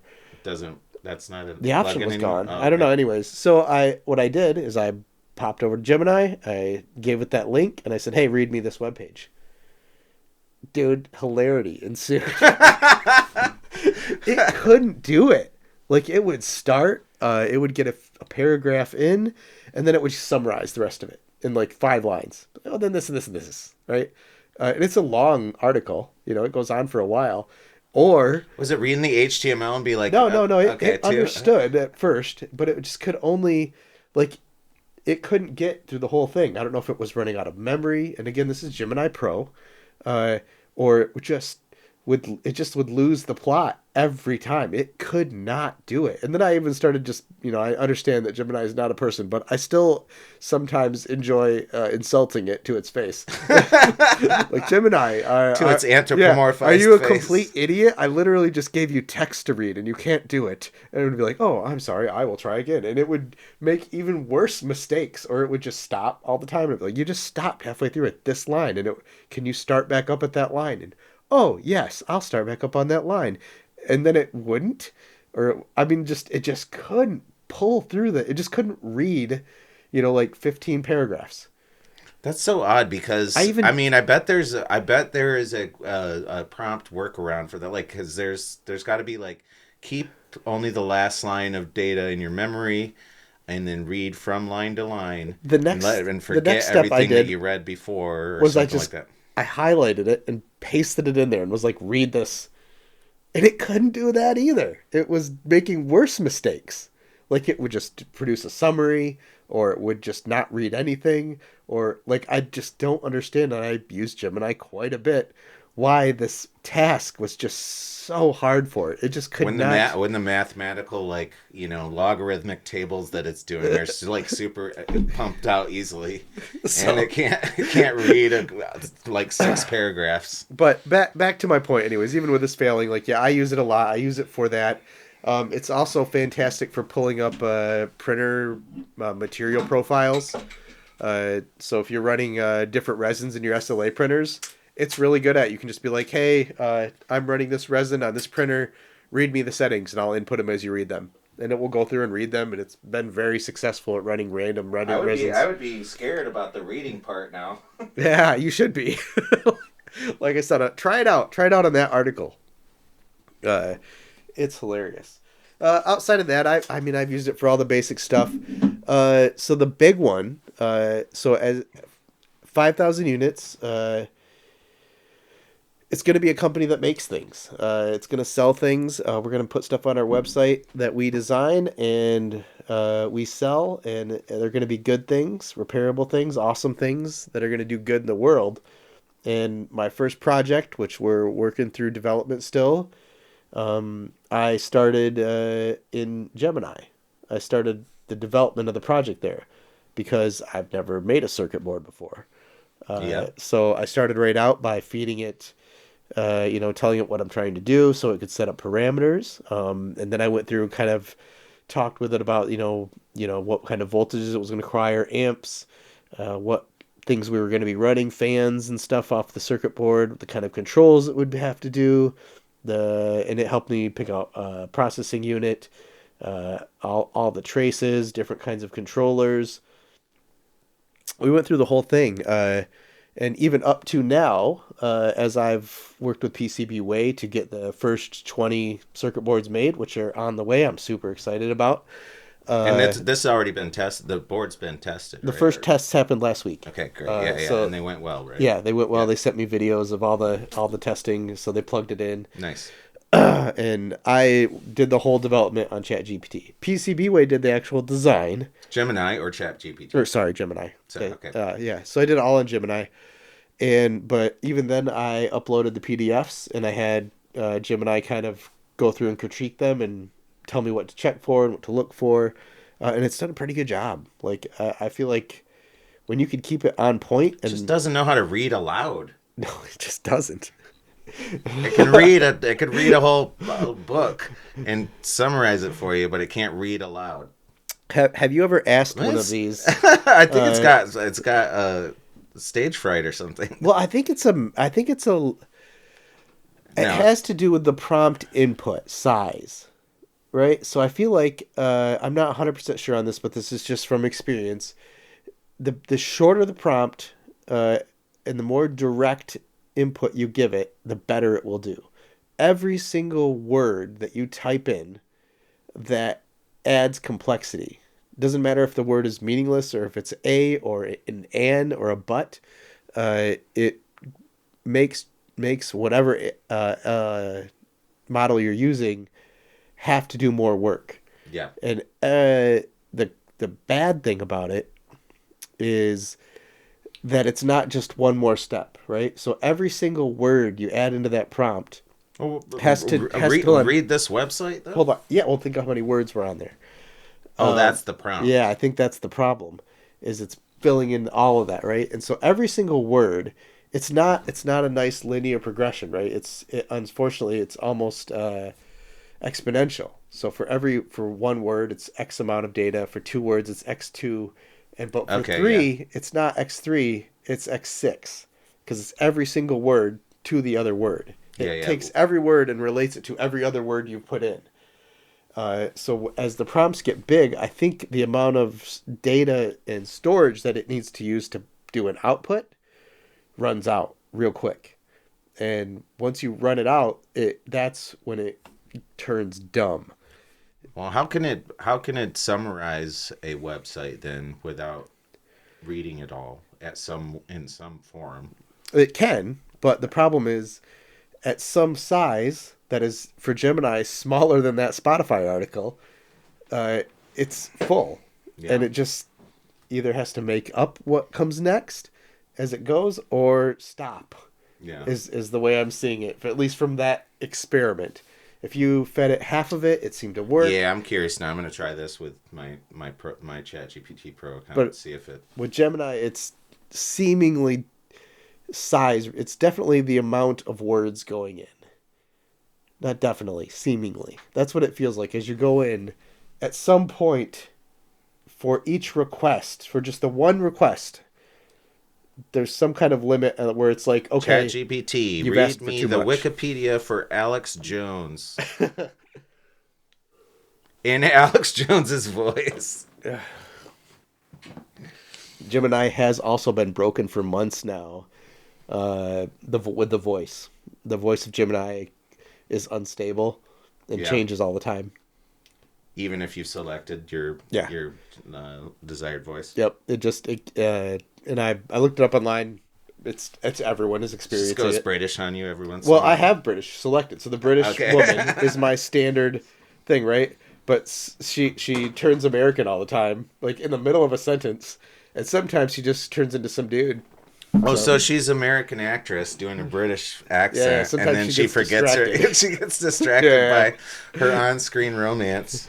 So yeah, that's been that way for a while. But back to my original topic, though, it's like for me, if I when you have a Google Pro phone, you get a year or two of Gemini Pro for free, and I would 100. I'm gonna buy it when my year's up for sure.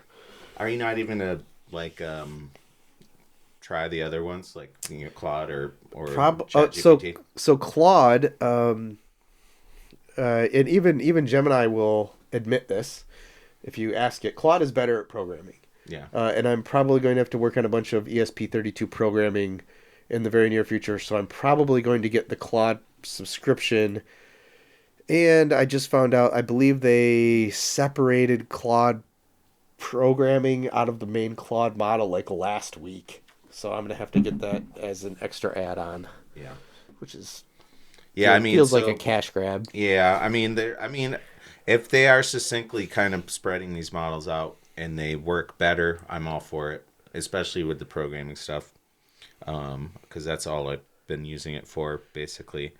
So we have our whole database schema uploaded to ChatGPT. So that database schema lives within its memory. It doesn't have to go back through conversations or whatever. Mm-hmm. So when I start a new query, to ask it for a query, a SQL query, it knows what I'm talking about, knows what table I'm talking about, knows what table restrictions I'm talking about, whether or not this is null values are available here, how tables relate, so on and so forth.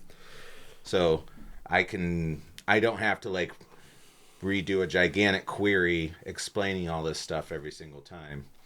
And that makes it, I don't know, infinitely valuable, because the amount of work that it could get done with all that knowledge, a lot of it is data entry, and a lot of it is just like crunching out, repetitive code that you know, if you just have someone just a robot poop it out for you, then why not?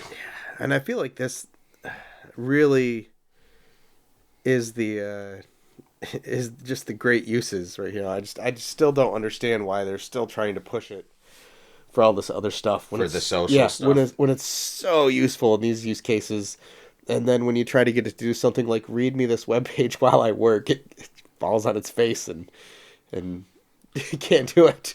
And honestly, I was thinking about it from a programmer's or, you know, from a computer guy's perspective in general. I was like, this is just just a tool for us, because honestly, even still, like, the average person can't use this to program. I mean, you could vibe code a little bit, but like, you can't write an application that's like ready for public consumption on an enterprise scale or something like that. And they're literally advertising that you can. Like, you'll see ads on YouTube where they're just like some idiot in the basement is like, oh, I have a cool idea, like half-baked. Yeah, seriously. He's like, in 10 minutes with this AI program, I can turn it into my app. And they literally, there's ads that say that. So, yeah. Like, I don't know. There's so much good stuff that you can do with it. By the end of probably next month, I will probably have 2 AI subscriptions. And again, I hate this. I just keep giving people money that I don't like. But man, I don't know.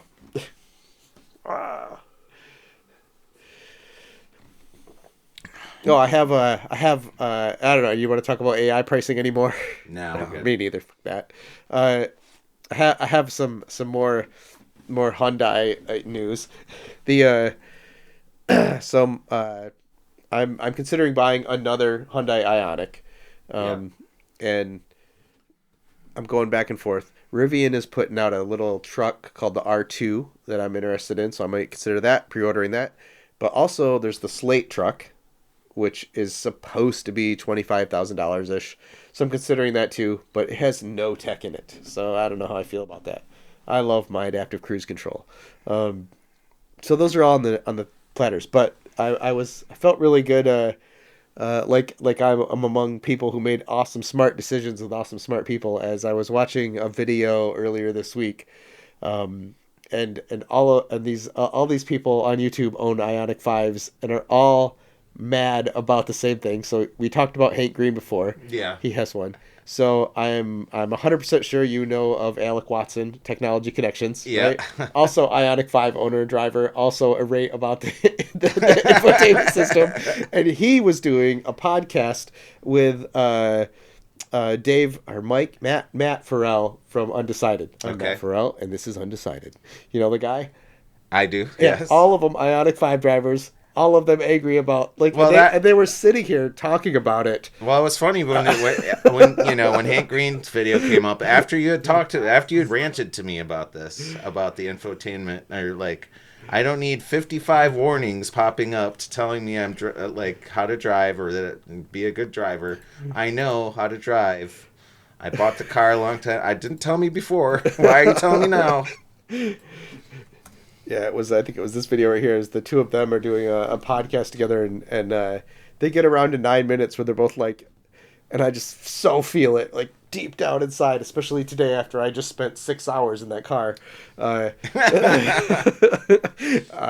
where they're just like, what is wrong with Hyundai? They're so close to making like just like a perfect car, and they got like the last 10% to go, and they're just bombing just 10% more. And I also felt vindicated because I was starting to feel like I'm just having old man crazy problems, because things keep changing. Like the unlock system now all of a sudden, right? Like you walk up to the car. I've had this set since day one. It's the way I like it. You walk up, all the doors unlock, right?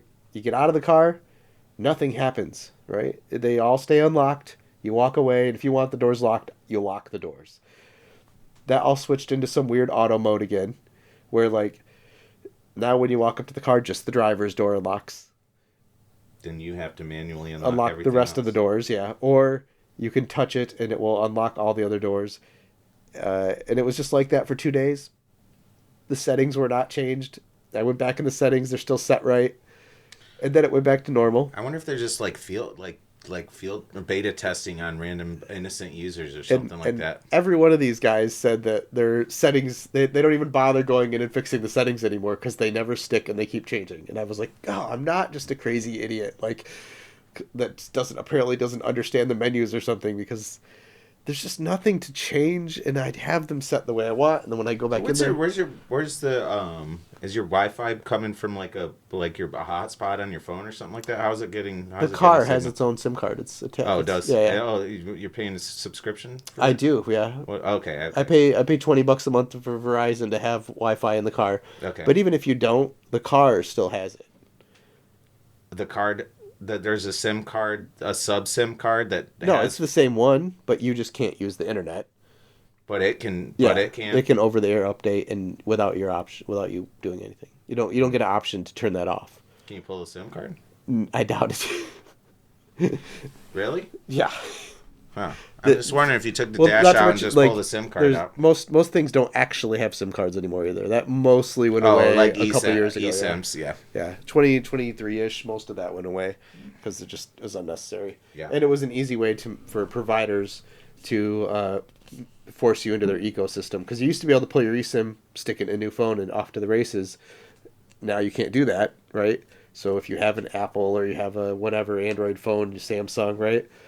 You can't just pull it out and stick it in another phone anymore. You have to go get them to switch it. And if you're switching carriers, they can make it difficult. Yeah. So. Unfortunate. But anyways, yeah. I feel like I'm in good company. I agree. I mean, like I said, with both my frustrations and my automobile choice. Yeah. When I was very happy to see that Hank Green video come out talking about the exact same thing. So, Alec Watson is in Chicago, and I don't know how much Technology Connections you've watched, but he has a thing about Christmas lights. About like a series versus what? About them being LEDs. Okay. They look like garbage. New Christmas lights are all LEDs. And they just... I mean, this is like a film digital kind of thing. It's nostalgia. Not. Yeah, it's not, though. Come on. They just don't look the same. They're two different things. Well, sure. I mean, LEDs come far, though, you know. Yeah. But they do not look like incandescent bulbs. They don't look like the Christmas lights of our... Whereas with digital analog, you can take your digital... You can make it look like your analog if you wanted to. I don't think that, but I don't know. This doesn't seem like an argument that I give a shit about. Oh, there's no argument here. Okay. I'm just saying he's got a thing, right? Okay. Every freaking year he makes a video about how angry he is about LED Christmas lights, and I agree. I don't really care that much, but I agree. The old ones look better. They look nicer. Yeah, warmer. Yeah, not to mention the LED flicker. Yeah, definitely that hurts rate. It's something in your brain. Yeah, triggering you. But not enough to ever say anything about it. But and then usually that video like a week later is followed up by like another video where he's a little more angry. Like, dang, I was only gonna make one video, but here's the follow up. And I love it. This is all happening around Christmas time too. Yeah, it's like just getting angry and angry. He's super passionate about it. Let's just put it that way. But I like the idea. And I was thinking I'm going to try to get a hold of him at some point and see if like that could be a 5,000 units project. We could do like incandescent Christmas lights. And we'll just do 5,000 units. We'll get them designed, made, and then one year we'll pre-sell 5,000 units of incandescent Christmas lights that are good. I mean, because they're probably not made anymore, right? I'm sure you can still get them. Yeah, because you can. I did see maybe from like I seen the regular white ones last year, at home. So. Oh, at home. Yeah. Okay. So I'm sure they're still getting made somewhere. Well, because I was kind of thinking that like well, I guess it doesn't probably apply to Christmas lights. I know that like indoor lights. They went through, legislation that they weren't going to be incandescent. Yeah, I think Trump already canceled that. So yeah, okay. He wanted to bring back old light bulbs. Yeah. That's important. Yeah, make sure that we get the old light bulbs. Yep, got rid of that. But anyway, maybe that's great for us. We can. Yeah, because the old ones were essentially all white and they were colored glass. Yeah. Over the white. So, and I agree. I think a lot of people would like that. I think 5,000 people would like that, and it would be a good thing to make 5,000 units of. That's a project. That's a big project. Yeah, we have to get the right. Oh, dude, it's cake. That's a cake project. The Christmas bulbs, colored glass. Yeah. What? I mean, we're not going to make them here. We're going to totally hire someone to make them. I was going to say outsource it. But oh, well, yeah. I was like, how does one go about making that? Oh, yeah. It wouldn't be that bad. It'd just be way too expensive to do here. I got a couple contacts in China now. Okay. So that would definitely be probably a Chinese factory. But hey, I'm still looking for an excuse to go over there. So fly to China and hook up with some people. But it was a good idea. I threw that out there and I talked to somebody who knows him, but they didn't respond. So I don't know. Did we talk about it with the Ludwig going to the tip-to-tip thing where he just drove through China on a motorcycle? Oh, no, you mentioned it. It's really cool. You told me to watch it. Yeah. It's really funny.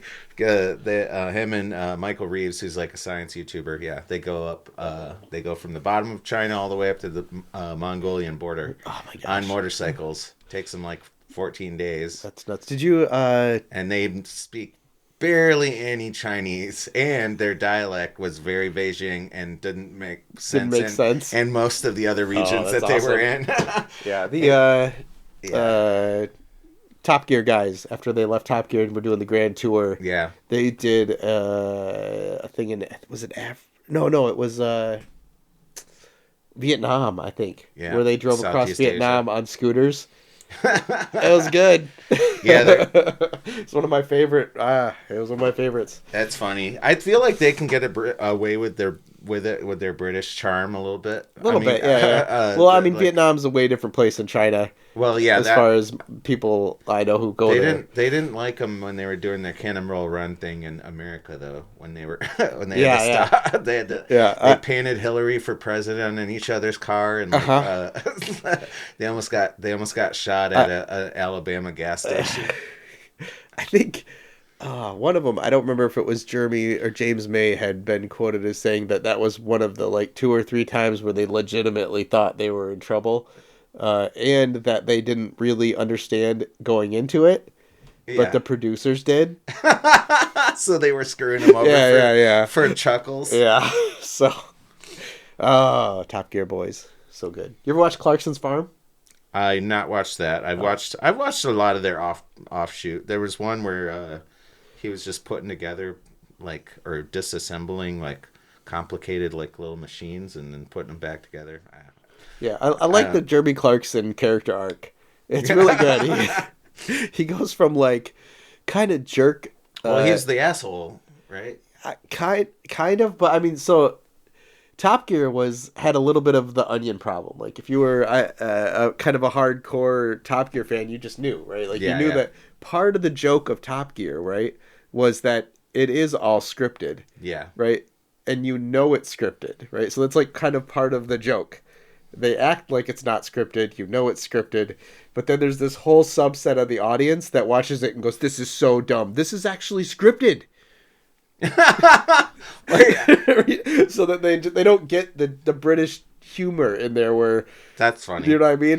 Well, aside from the scriptedness or not, because I knew it was scripted. I thought Clarkson was the kind of an asshole, though. I'm sure he is kind of, but I feel like it's the kind of, in general, it's been the kind of asshole we could all live with. You know what I mean? He totally was for a long time, just... And I also, he definitely hammed it up. You know what I mean? Yeah, I'm sure he did. Yeah, they hammed up the whole show. But again, that was part of the joke that some people missed. And he did punch that one producer. It's why he got fired. And it was over something stupid, whatever. So yeah, he was definitely he smoked until he couldn't because he's had a heart attack and drank too much, and he was a journalist or whatever. So it was fine. But then he kind of came around as he got older, and I liked watching the last 20 years of the Jeremy Clarkson character arc. It's been good. And then he lands on a farm where he like ends up having to like realize like, oh shit, we fucked everything up. Like cars are causing global warming. And we were a big part of that. We got everybody all juiced up on these cars all the last 20 years. But I love Top Gear. Jeremy Clarkson's great. If I make it to England in the next couple of years, I'm definitely gonna have to do a drive by of the Clarkson farm. Yeah, I want to go to the Zach Galifianakis farm. He's got a new show out about his farm. It worked for Jeremy Clarkson. Yeah. They're the same guy, basically. Yeah. Yeah. No. Anyway, I don't even know how we got to that. 2 days ago, I stopped at the corner record store and pre-ordered Angers de Paul Train, Volume 1 and Volume 2. Volume 2 is under pre-order. Volume 1 was out. Yeah. Volume 1 was their original album. But Volume 2 is on pre-order. And they're both now. So they re-released Volume 1. Okay. And I, instead of buying it on Facebook pop-up ads, I I decided to be a good patron of my local record store. Which one did you go to? Corner Record Shop. Nice. And pre-order it from them. So I love those guys. That's cool. So that's exciting. Hey, did you make any progress on getting them to come and do the intro music? Unfortunately, no. They've been really busy. It's fine. I'll do it. Okay, fine. You want to make a bet that I can get it done? Yeah, I know. Well, I'll bet you. I'll bet you. Yeah, sure. I'll take that bet. All right, but remember, you don't know what they look like. You just get two cool jazz musicians from town. Yep, that can play the songs. Yeah, some guys showed up with some masks. Yeah, it was like with some microtonal instruments. I'm like, dude, we've been playing microtonal instruments before. I have had very good luck. You only know a couple, but I've had pretty good luck lately getting hold of people and talking to them. So it's pretty crazy. Who? Just people, important people. It's crazy. Yeah. Like, it's not as hard as you would think sometimes. Well, yeah, no, I mean, the thing is like people that are kind of famous are actually also starved for intimacy and real connection sometimes. So if you reach out with a genuine question or a thought or an idea, sometimes they're like, oh, that's nice. Yeah. Somebody's actually talking to me and not asking me about what my new diet is or whatever. I never followed through, but when I was about 20 or 21, when I still had like hopes and dreams that I was going to become a video game programmer, right? I still like really wanted to like make my own RPGs, and I like shot in the dark, like phone book style, looked up people who worked at Square America and got a hold of somebody there by just using their email address and then their name. So like so-and-so dot so-and-so at like whatever it was. I think it was SOM or something, Square of America. Yeah. It was SOA. And I got a hold of like two guys there that were developers, and then they pointed me to a guy in Japan. And I was talking to one of the developers for Final Fantasy X, I think it was. I think it was about the right time. PlayStation 2 had just come out. Final Fantasy X? Okay. I mean, I didn't play past 8, so I don't know. Yeah, I think it was right around 10. I think 10 was the first one on the PlayStation 2, right? No. No? Was it? Yeah. Maybe. Yeah, I think all the rest of them were PlayStation. Just PlayStation. Wait, 8 and 9. Okay. Yeah. All right. Yeah, I guess you're right. 8 was Squall, 9 was VV, and those were both on PlayStation. Okay, all right. Probably just look right behind me, literally. Yeah, there they are. Okay. and then 10 was the first one to go to Longbox for PS2. Okay. And yeah, so I had gotten a hold of one of the developers for Final Fantasy X. That's awesome. And he spoke good English and everything. It was choppy, but he emailed me back and forth a few times, and I was like, hey, I want to do, and he would just like gave me like some advice about like what classes I should go take and what to learn, and that was like the first time I ever did it. And since then I've done it a bunch. And it's surprising how many people answer you. Yeah. Like, that's actually really cool. And it's also really good advice. I mean, reach out to reach out to human beings that you look up to, or I mean, Keith didn't even know who this guy was per se, but but at the same time, it doesn't hurt to ask, and and it's people in the field and be like, reach out, man. Yeah, people just, I think, assume that like people just don't care, right? But it's surprising how many people get a random email that is just a little bit sincere, like, hey, I'm just this guy and I looked you up and I had a question about this or this, or what do you think about it? Like, I value your opinion. They feel a little special.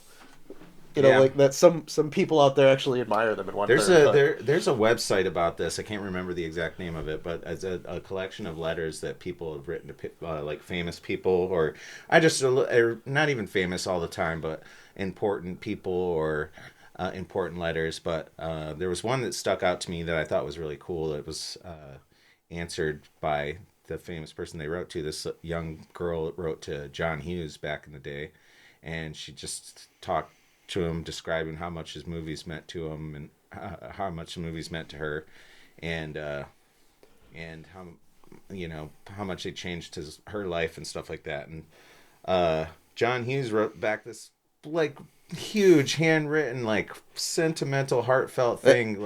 I've had that happen like twice, and it is like the best feeling in the world. Yeah, to open up your email inbox and be like, holy crap. Not only did they reply, they didn't just reply with a, hey, cool, thank you. Yeah. Love so-and-so. They, like, read your email or your letter or whatever and thought about it. Yeah. And then, like, responded as like, in-depth. Like, here's what we really think. And that's super awesome to be in that moment when you... Yeah. when you open it. You're like, oh, wow, holy crap. That was such a shot in the dark. And it worked. It's awesome. Actually where I do most of my work right now, I just emailed the owner. When I Hey, can I work there? Yeah, well, I told him what I did when I was doing with my LLC, and we had a couple meetings, and I helped him out with some things, and here we are a year and a half later, and I'm there every day, and I try to explain that to my kids, especially the older ones, where I'm like, hey, listen, you can fill out an application and drop it off of HR and whatever, and you're going to be one of a million people. I don't hire unlucky people. Yeah, right. But, like, one of the way better ways, like, if you want to get a job and you know the job you want, is to do some research, look up the people who run the place, send them an email, drop them, maybe even if you can get a hold of their phone number, give them a call, leave them a voicemail, right? Yeah, man. Like, you're going to go to the top of the pile. Instantly to the top, at least for consideration, right? Instead of 1 out of the 1,000 resumes that they got today. Yep. And now, and they know your name, and it shows that you're like, it shows that you have a little bit of ingenuity. Like, hey. Not only that, it shows that you have like a vested interest in maybe in this specific position, as opposed to blanketing your CVs all over the country. Yeah, and then then your CV. I don't know if you've ever had to hire anybody or look through resumes. It's terrible. No. You can't. You're supposed to look at them and not judge and not make assumptions, but you can't help it. You look at him and you're like, this guy. This guy, oh. Like, what? Did he seriously do this in, like, Comic Sans? Yeah, nope. No. Like, I mean, like, you can't help but judge these people. So I kind of get it, and I absolutely hate that job. I've had to do it a couple times, and it is the worst. Well, the other thing that is annoying about that is... I mean, everything's, on Indeed or whatever, some job site or whatever at this point. But you're still expected to come up and do your own resume in a format that you think is good. God. I'm like, bitch, I just already entered all this stuff in the website. This has been the worst thing that... I mean, luckily I haven't had to apply for a job in like a very long time. But I feel for anybody that has to do that. And I was like, okay. And I was like, give me a cover letter when I want to work here. I'm like, oh my God, shut up. Do people still do cover letters? Yeah, it depends on the job, but yeah. But if you're dropping off a physical copy of your resume, I noticed that you don't get a lot of cover letters anymore. Well, I mean, again, it depends on the job. I know that they stopped being able to. Like, what an idiot waste of paper. With house purchasing in Oregon. I don't know if they changed that out here too, but you were not allowed to send like letters to the prospective seller or to the seller as a prospective buyer. You used to be able to send like kind of missives to them to be like, hey, the reason I would like this house so much is this, blah, really? blah, blah. Yeah. And we did that for our house and it worked. Yeah, I've been doing a lot of like marketing research to try to learn more about how marketing works and stuff. And not just like the dumb traditional marketing at this point, not SEO and things like that, like psychology. And I learned an interesting thing about the real estate market around here, at least. And that is the realtors essentially are trained to do everything they can do to, as far as the buyers, realtors, to not let you meet the sellers. Because all too often, you're going in to look at this house or whatever. And as you walk in, all you're going to do is talk about, like the stuff you want to change. Yeah. This is good, but I need to do this and this and this, and this is ugly and this is that. Well, yeah, because they have like a vested interest about their design. Yeah, and the sellers are the ones who did that. Yeah. And there's like this just base insult level that they immediately receive as soon as the people who are interested in buying it start talking. And supposedly they found that like there's a huge measurable amount of like the sellers all of a sudden be like, we're not selling it to them. Yeah. And then they reject your offer. Yeah, think about it. Well, it's funny because that could work out to your advantage. It could, if you knew that you were going to possibly be meeting the sellers, just fucking blow smoke right up their ass. Well, I could see that. I think most people would miss that. Like, they're just not. They're not set up with a strategic mindset going into that meeting generally. Yeah. They're not into the used car salesman mindset walking into the purchase. They're like trying to really judge this and decide about this huge life thing where they're about to do where they're going to take out a loan that's going to dominate the next 30 years of their life. Well, yeah, but I mean, like, you clock, with your significant other, you clock, and it's like, and then it was like, and then like, obviously we would change. You're saying all this with your eyes, like obviously we would change a bunch of stuff. But then what you say out loud is like, "Oh my god, this is so cute. I don't even change anything." When you go that way though, then you risk pushing the scale in the wrong direction. Like you've seen Ghostbusters, right? Yeah. Remember when they're buying the firehouse and Ray slides down the pole and he's like, "This place is perfect." Yeah. And they're like, "You're gonna pay us whatever we ask." Well, this is the thing. So if you go in there and you blow smoke up their ass, they're not gonna take any. No. They're gonna think that you're gonna pay whatever they ask. I just meant like decor and shit like that. Like, I mean, if there's foundation issues, I'm like, right. I love this perfectly screwed up foundation. But you see where I'm saying, like, I do understand buyer, that. Yeah. Either way, you risk pushing the scales against you. Yeah. So the buyer's real estate agent is taught to just keep you away from the sellers at all costs. Yeah. That makes sense. I didn't know that. We got lucky because we were backup offer on our first house, and the cash offer that came above us fell through, and that was like at the last stages too.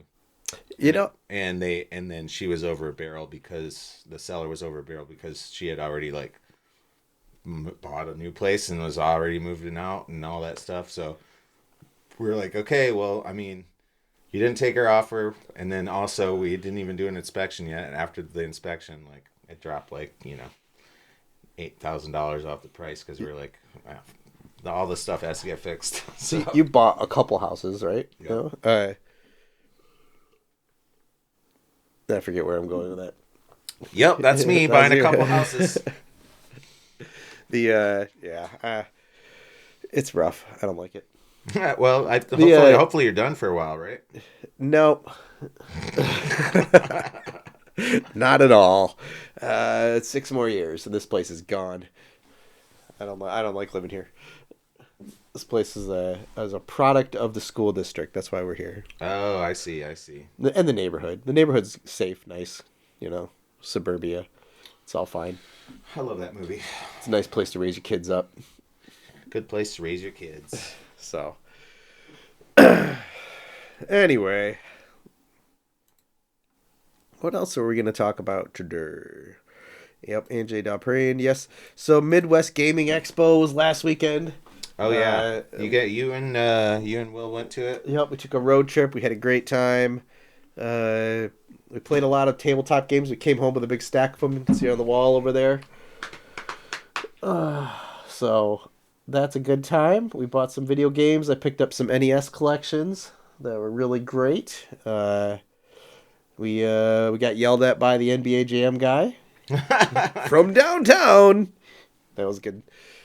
I did not. I was very tempted. I was on the lookout for a PlayStation long box NBA Jam.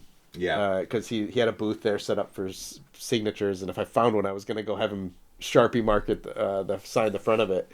But I didn't find one. So. Well, that would have been cool. It would have. Well, yeah, tournament edition. What do you mean? I didn't have it with me in Milwaukee. If I looked for one because they had a huge vendor area.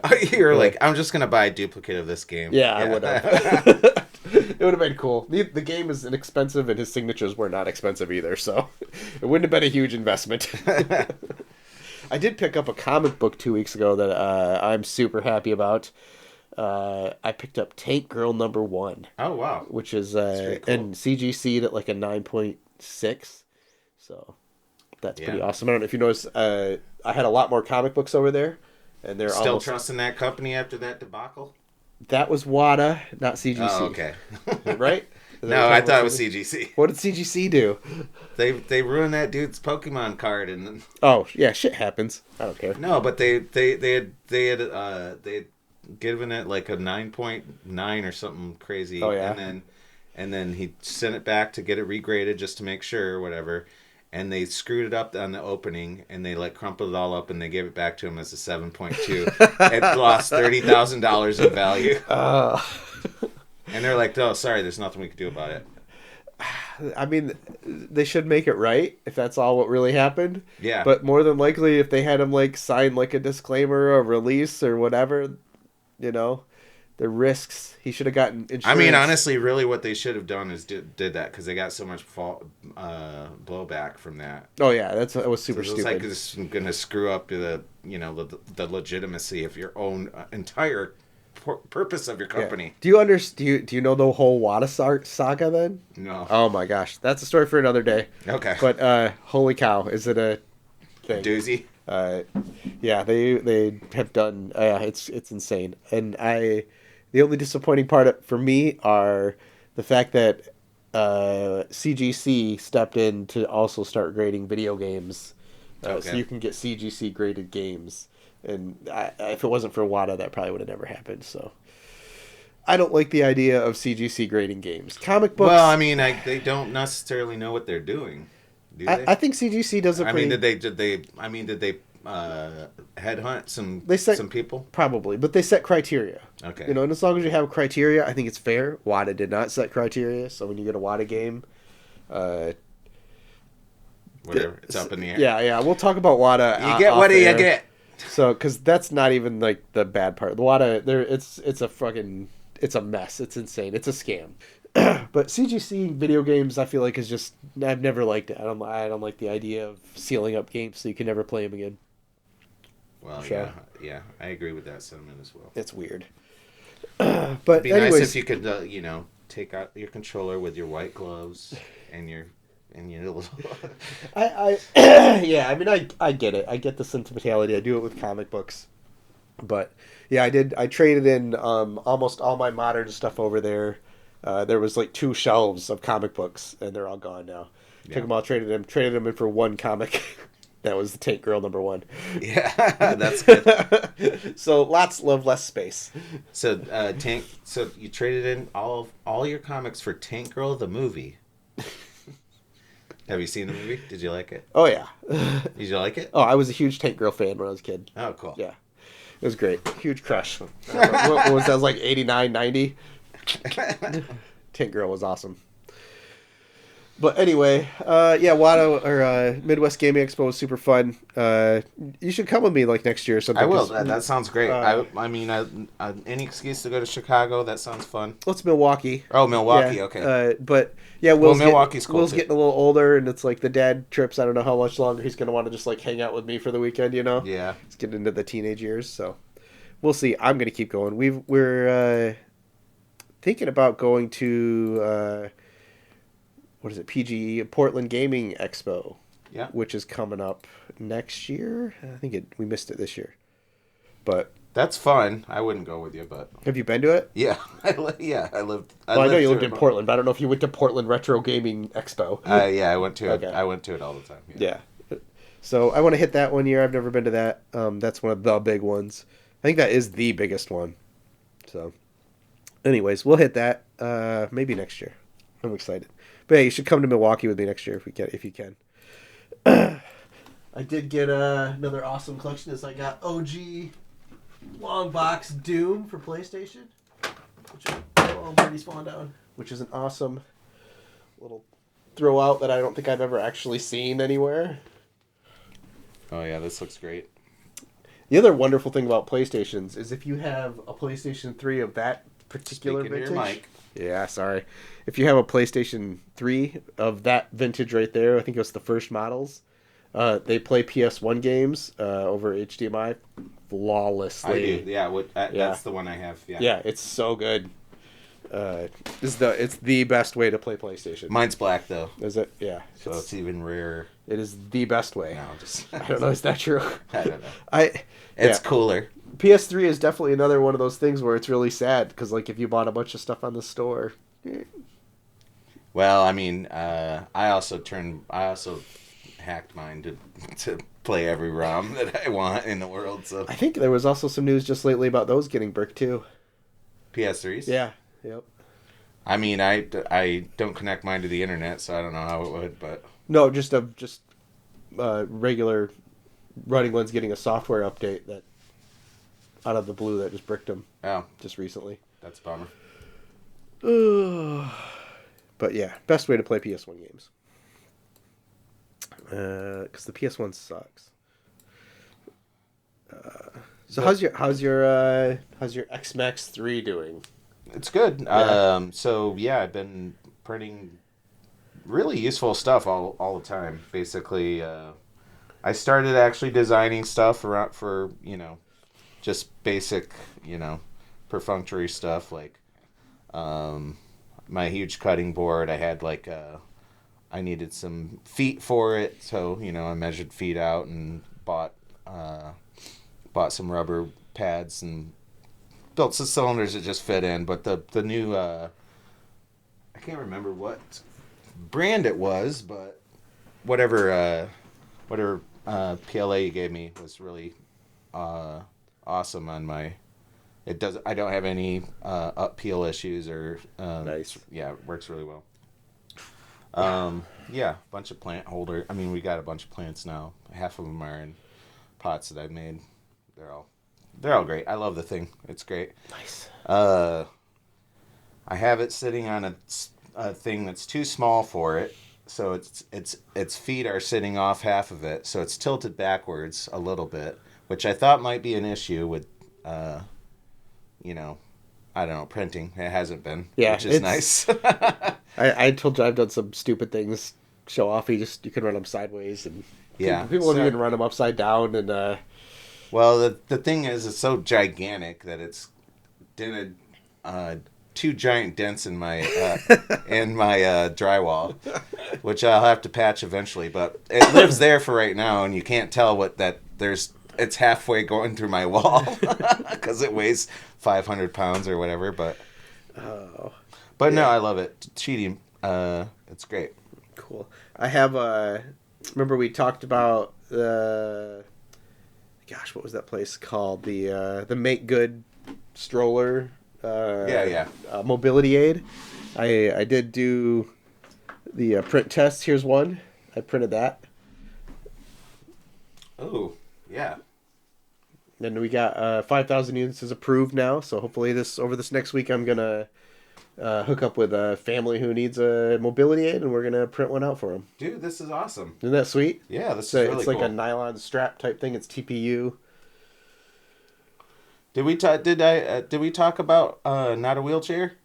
The new factory? Yeah, we did actually. So that factory is so awesome. Like the videos that keep coming out about it is like from the disability people. Like it's so cool. Yeah, that short we made is the best.